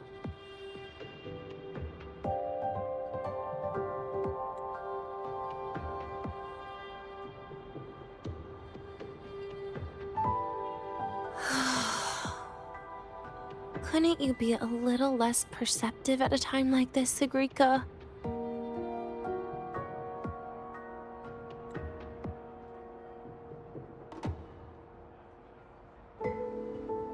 If you want me to keep playing dumb, I can do that.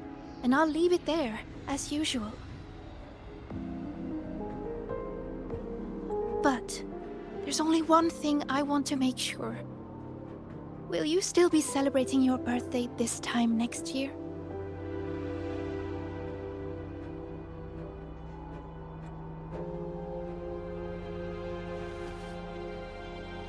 I will.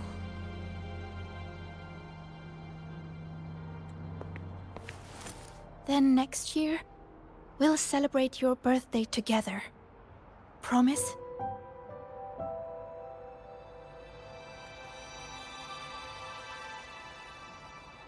Promise.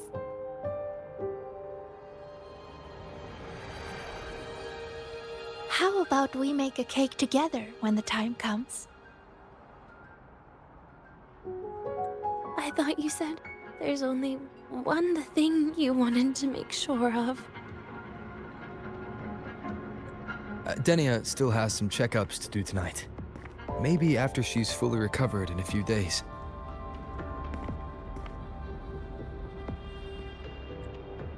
You sound just like Dr. Harrison, Senior.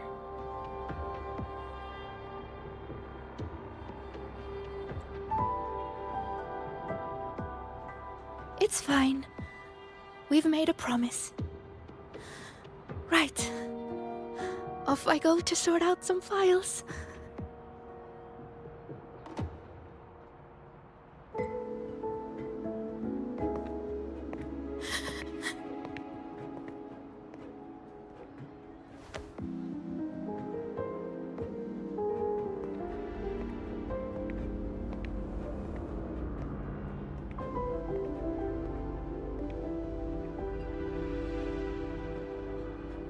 You go get those files, Sagrika.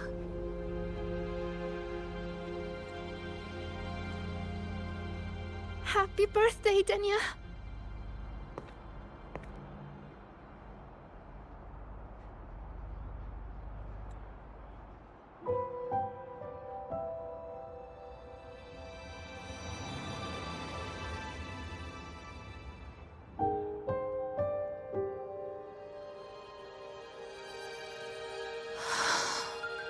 That was tough. I'm never good at this with her around.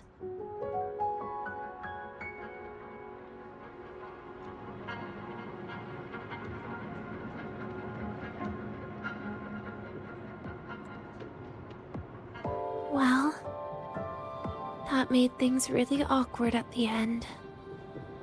If you'd just listened to me and moved on.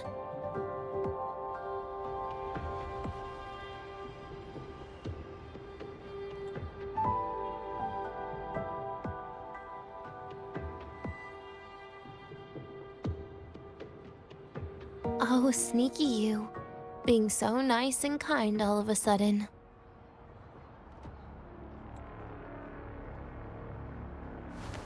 To be honest, I'm really impressed hearing those words from you. I suppose you must have gone through plenty of farewells, haven't you?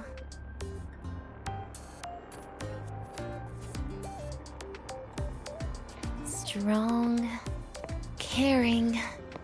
Keep it up and I might actually fall for you.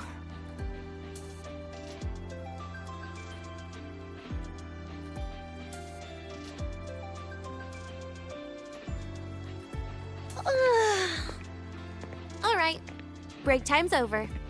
I almost died of boredom being stuck in the sickbed these past few days. How about you and I go play some video games, Rover?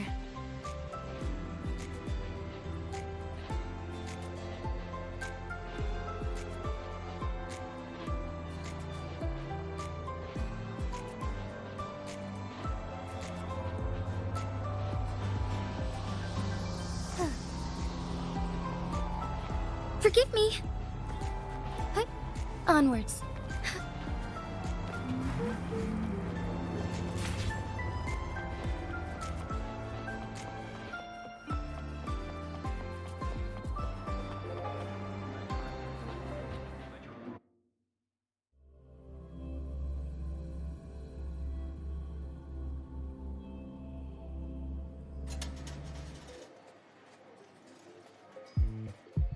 Look at all those games. What do you have in mind? I was thinking Lahairoi blocks. Wait, really?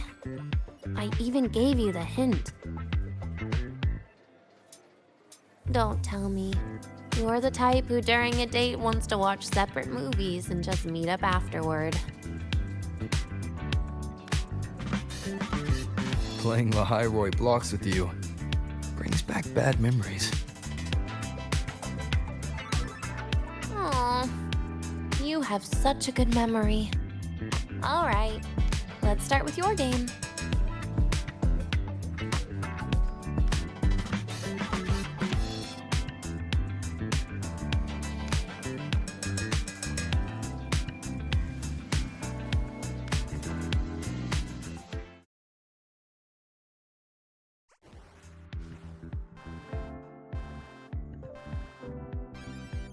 Wait, that character you're using, is that me?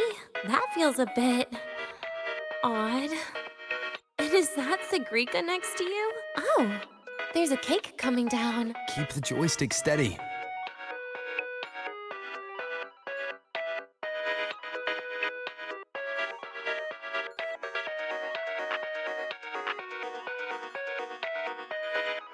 Is Sagrika moving faster than I am? Here, let me give it a go. All yours.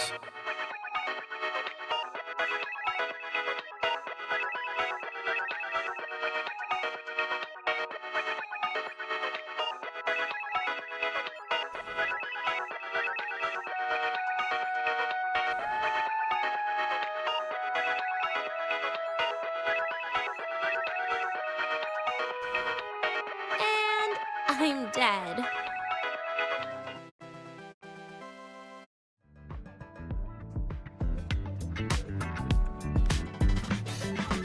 I guess Sagrika and I don't make much of a tag team. Shame.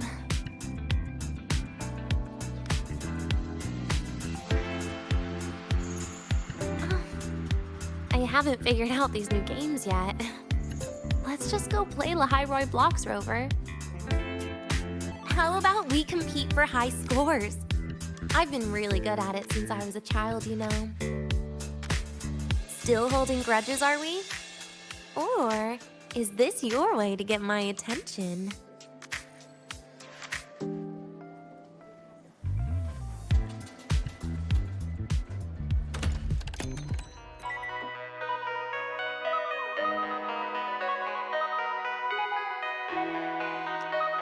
I didn't know you were this good. Well, anyway, I was wondering, how did you and Siggy get acquainted, Rover? We met during the New Solar celebration. Ah, I heard Siggy mention you were a great help. Any stories you mind sharing? You know what happened. Weren't you the ones behind it all? That wasn't my plan at all.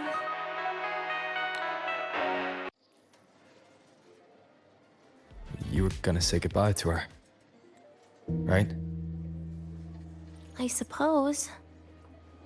I wanted to treat her to some cake, and then get it off my chest when the time is right.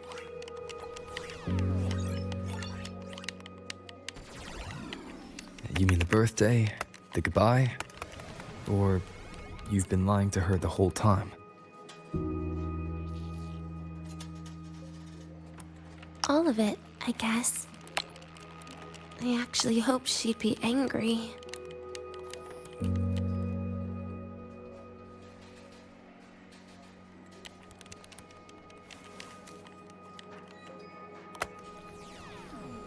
That way, by the time she realizes I'm gone, she won't feel as upset.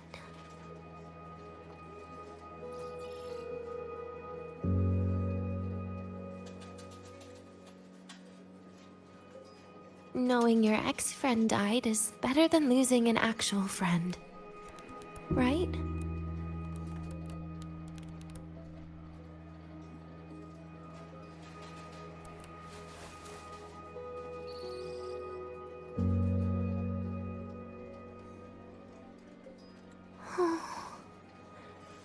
That is why I hate people like you. Keeping all the burdens on yourself when you know you can ignore them. The exact way of life I loathe.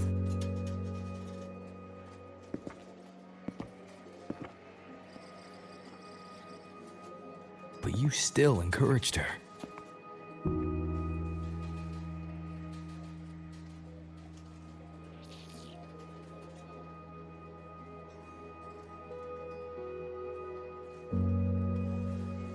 Oh, sneaky you.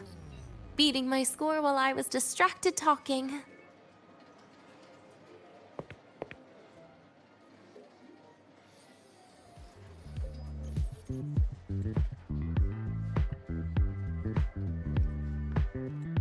Messing up little things like this every now and then can actually make you more likable, okay?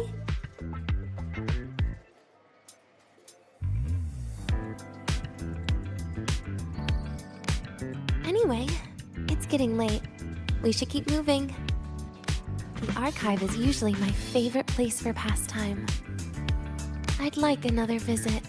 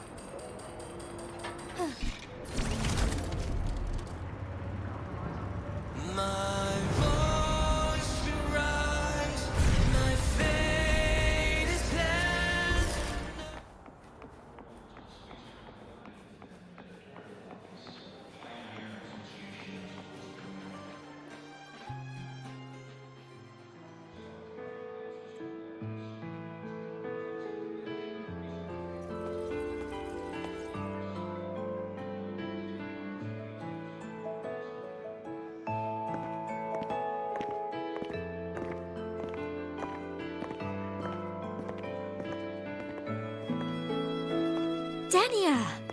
I heard from Armand that you've been hospitalized in the infirmary for the last few days. How are you feeling? I'm fine. There's nothing to worry about. Well, you look paler than you were before.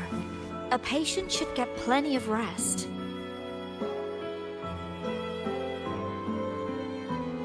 And this is... Oh, wait! You must be Rover, right? I'm surprised to see Denia with you. She didn't cause you any trouble, did she?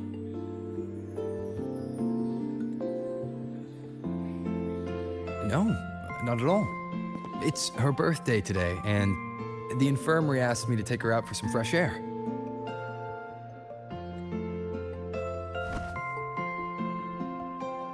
Did they now? That makes it sound even more suspicious.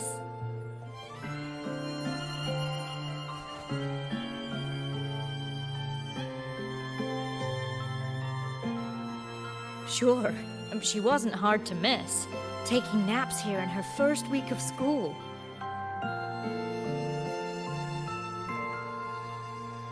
When she heard I needed data on the Void Storm at the time, she just rushed out of campus with that sketchy bubble of hers.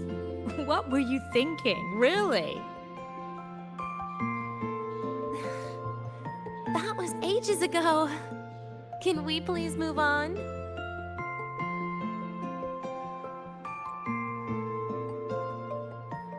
Well, I feel I should pass it on to as many people as possible before I graduate.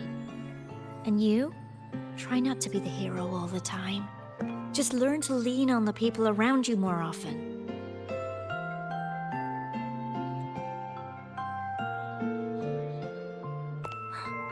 Graduate?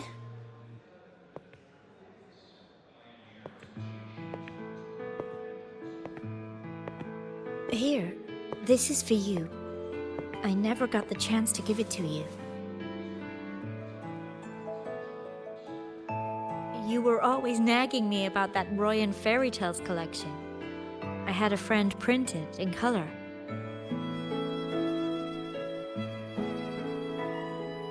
I had no idea it's your birthday today. So, consider it a birthday gift from me, Denia.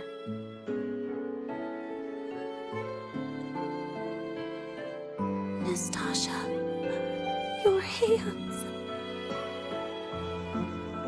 Just a minor issue from that incident earlier. Don't worry, Dr. Herson said I'll barely notice it in a few years. It's from that void matter contamination.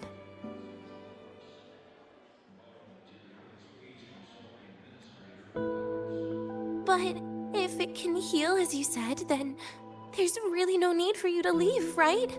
With all those advanced techs of the Space Trek Collective. Well, that's exactly why they deemed it's no longer safe for me to stay here.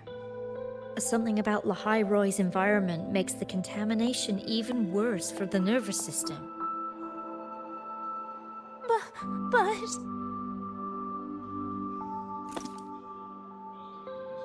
Who would have thought my own thesis would set me up for early retirement?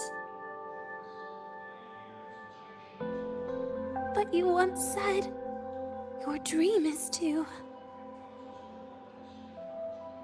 unveil the secrets of void matter particles for all mankind? I recall saying something like that, yeah. But listen, Denia, dreams are sometimes just...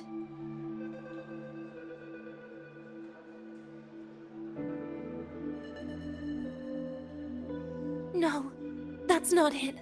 Even someone like me can tell. Everyone here...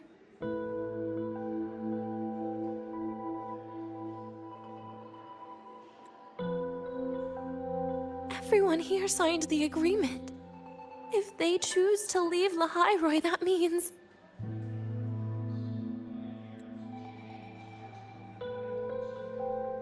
calling it quits. Not even close. Who knows, maybe I'll come back from the new Federation in a couple of years. It's too bad you'd have already graduated by then.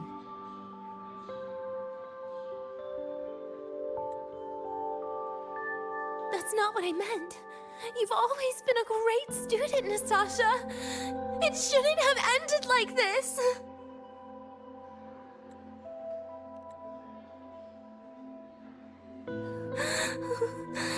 Everything that's happened, it's all my fault. What's with you today? How is this your fault?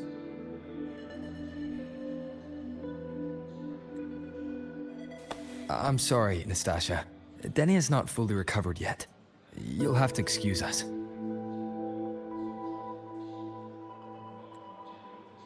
I see. Keep your eyes on the road. She seems a little off today.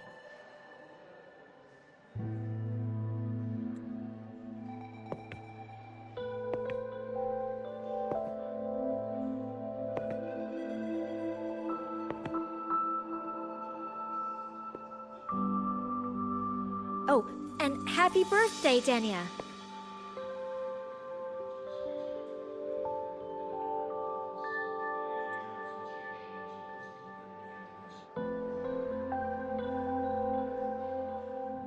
You okay, Denia?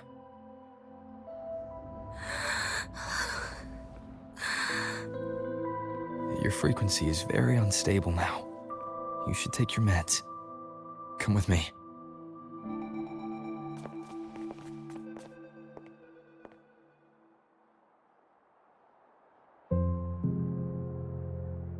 Feeling better?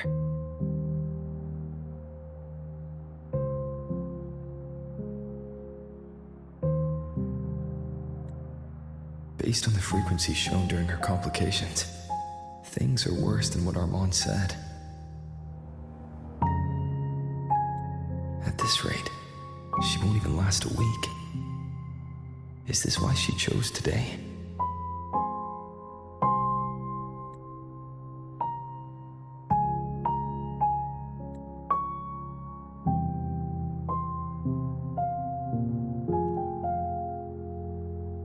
Nastasha's got talent.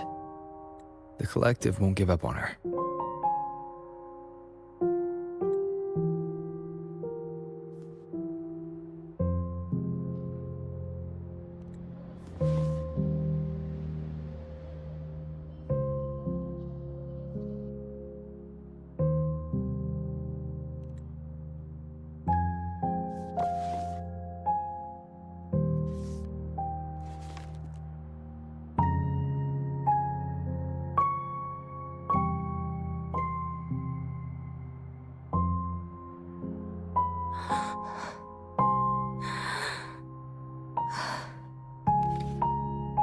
You're right.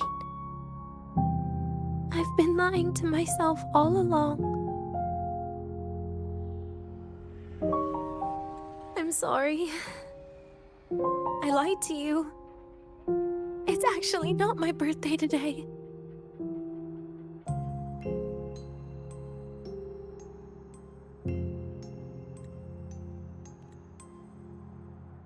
That's because a birthday is supposed to be proof that you were born. That's what they always say, right? Everyone has a birthday. Zagrika has one, so does Nastasha. Even those Tard E units manufactured in factories have their own birthdays.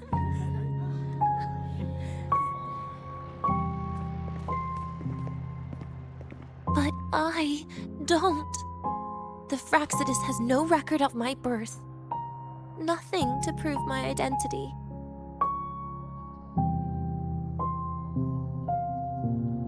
There's only this image burrowed inside my head, playing over and over again in my dreams. In it, I would always step into the same lake. A woman sways her arms in the wind, crying.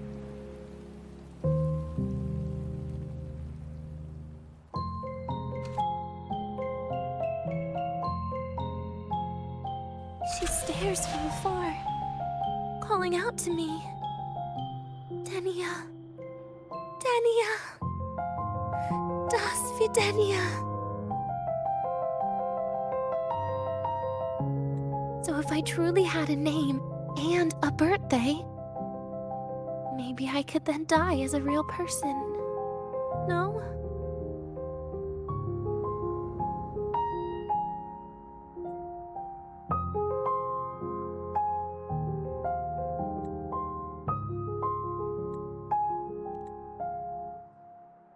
Because I'm running out of time.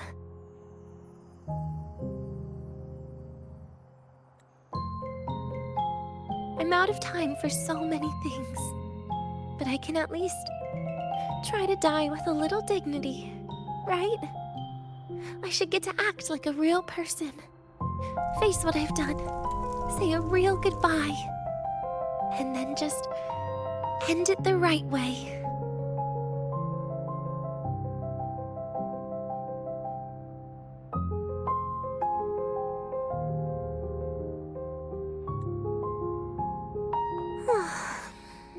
What a shame. I even picked a good day to do it. But I never practiced how to properly say goodbye to them.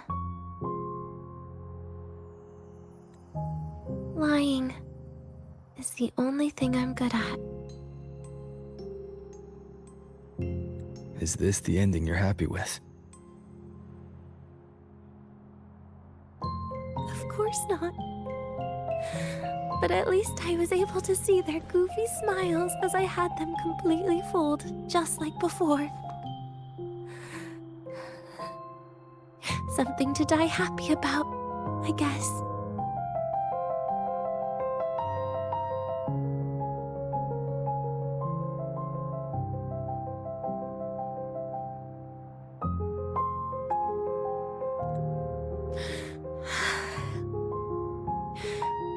It's just a reaction. That's all. The idea that everything will just vanish, that it'll all go back to the void, it makes me cry. Instantly.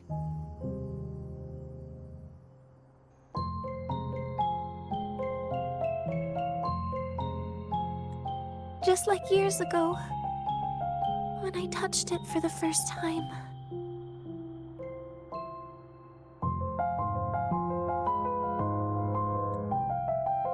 Even after you die, tomorrow, the sun still rises. Of course I know that.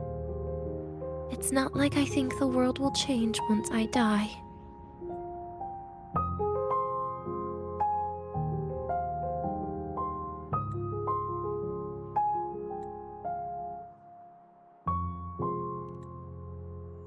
Sigrika and Nastasha's lives will change. They'll lose an important friend. No matter how they ultimately break from the shadows, what is lost forever.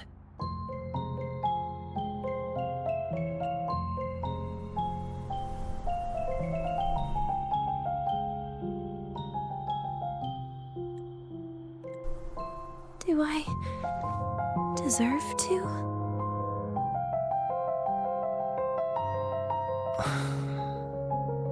That's not for me to judge.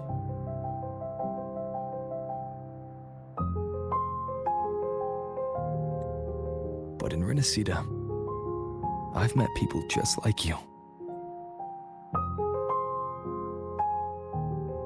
In the lives forced upon them, happiness was always fleeting, leaving only pain and fear that never dissipate.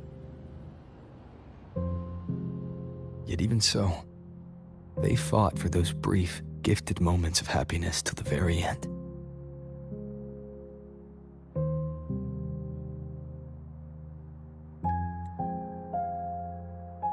You once joked how the great Rover is a savior, but in Renacida,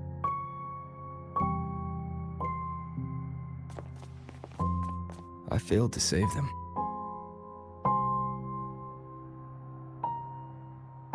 But it sounds like they made their own choices.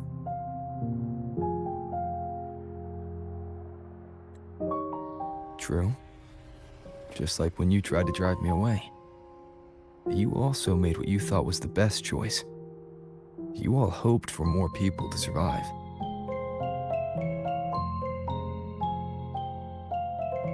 And so did I.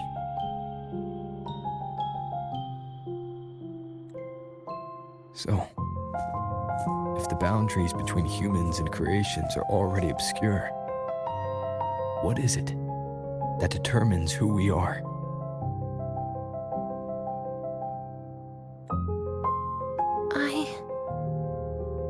I don't know.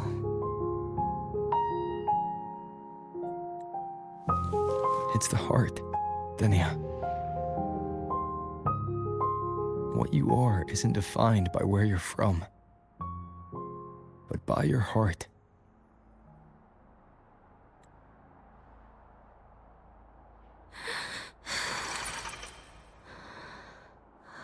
The heart.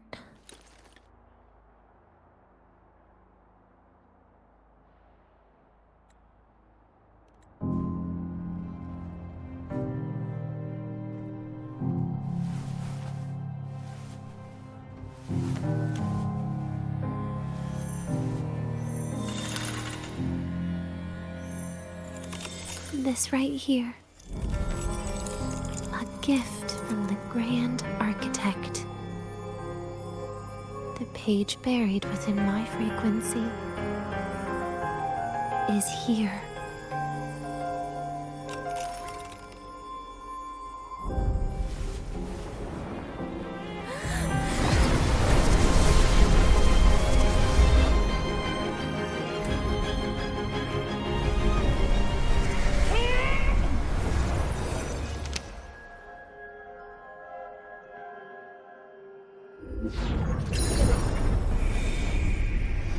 Could this be Leviathan?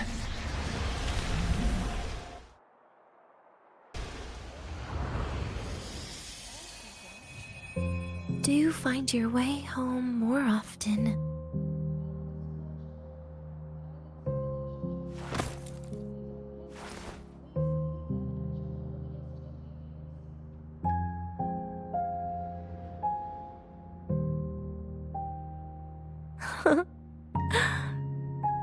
Just as I thought.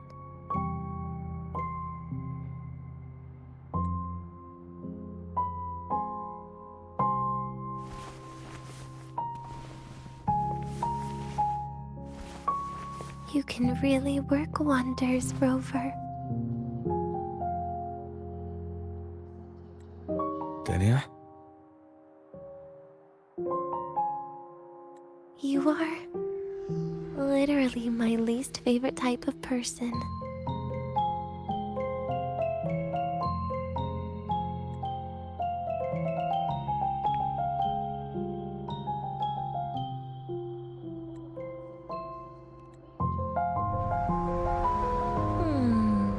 Where do I start?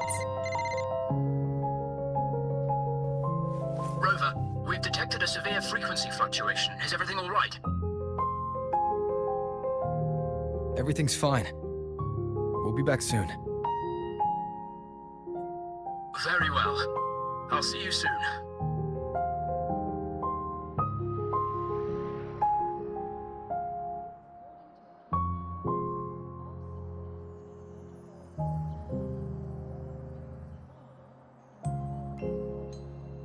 Sounds like Professor Armand is getting a bit impatient. We should head back.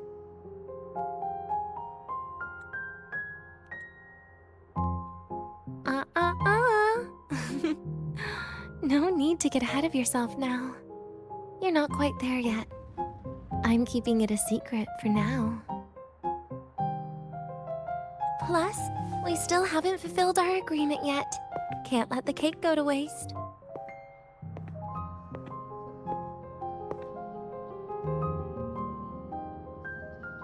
Would you want to come out with me again after tomorrow?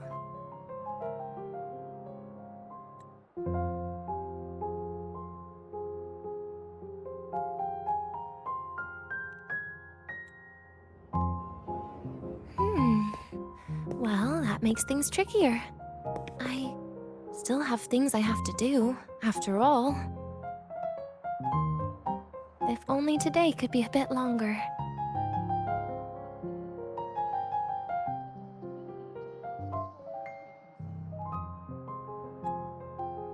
However, did it ever cross your mind that my being alive and staying here might be an even bigger problem?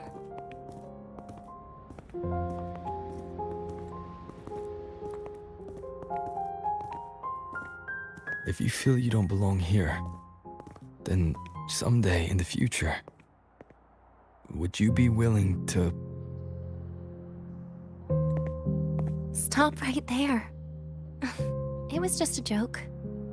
I don't want to put you in a tough spot. Easy. Today is my birthday. I won't be going anywhere. At least to you. This will be my last lie.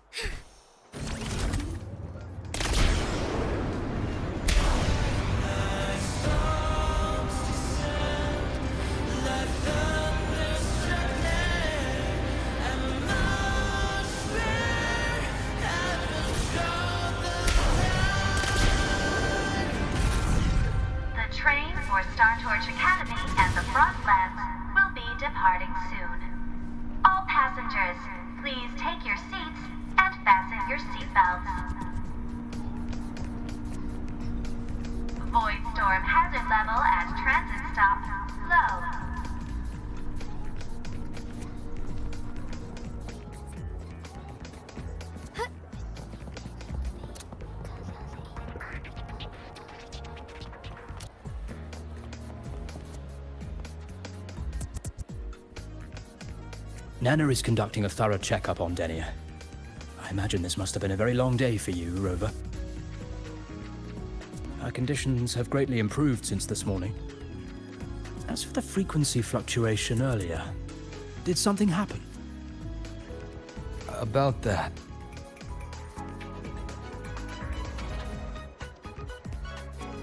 Residual energy of the Threnodian from Renacita. Could there be some form of interaction between the Threnodians? Is the Fraxidus actually manipulating her and suppressing her abilities through such means? It's no wonder we couldn't find a source of the symptoms. Fortunately, you were here to assist, Rover. It'll be the same as the past few days. Although she won't be sent to the new Federation, she'll still be kept under containment and assist with our research. I know what you're thinking, Rover. I've been monitoring your itinerary and field reports all day. But even if everyone recognizes her as a victim, the Space Trek Collective's work and responsibilities will not change for her. We don't have better solutions now. This is the fact. We haven't had a chance to get it yet. It's still with Zahira. You can only get that specific fruit crackle she requested from Zahira. But since she hopes you can accompany her on her birthday, I believe you should be the one to personally bring her the cake. We'll be waiting for you here.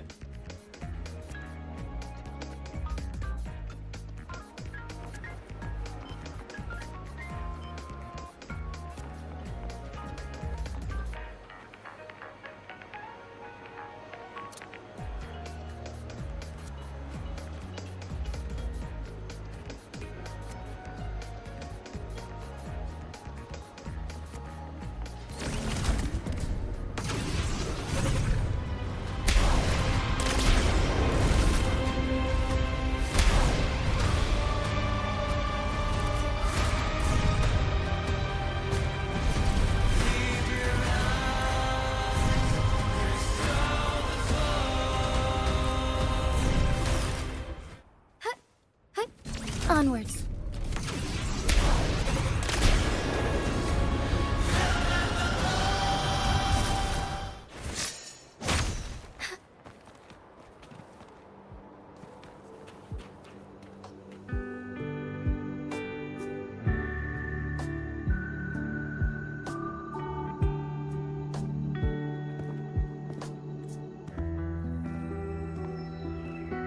Are you here to pick up the birthday cake? One moment, please.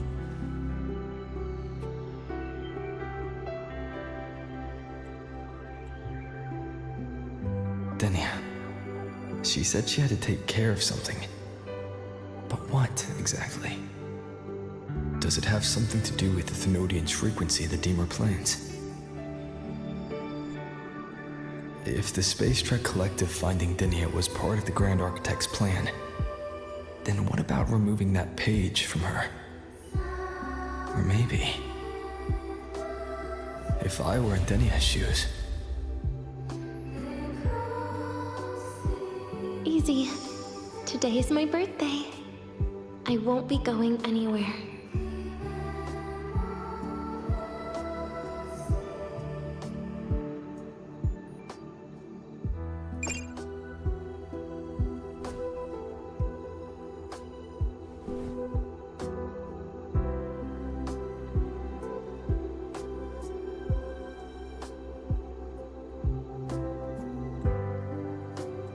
Here it is.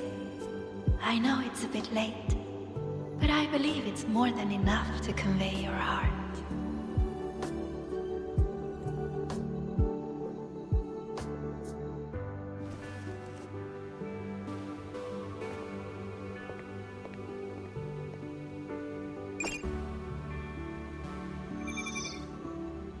Rover, Denia has left the Academy and is heading towards the Deemer Plains.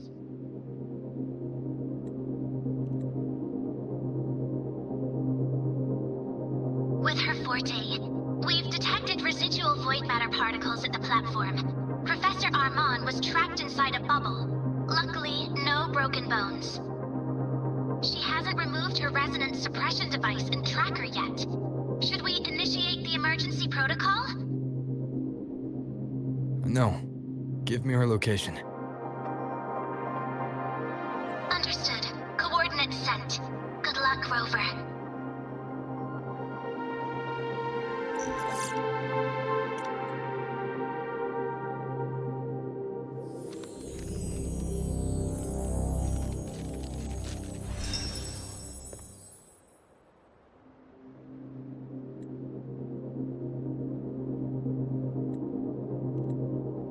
I tried. But with her condition now, she would die if I tried any harder.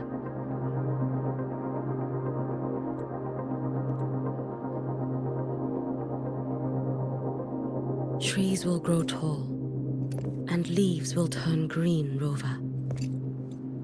That child simply made a grown-up decision.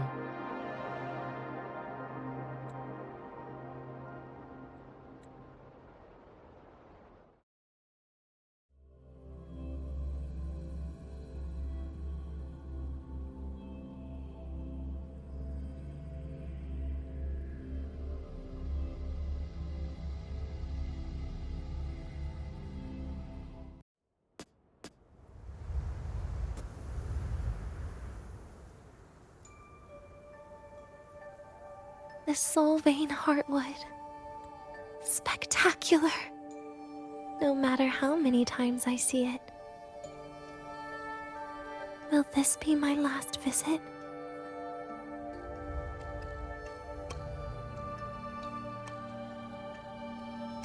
Just as I thought.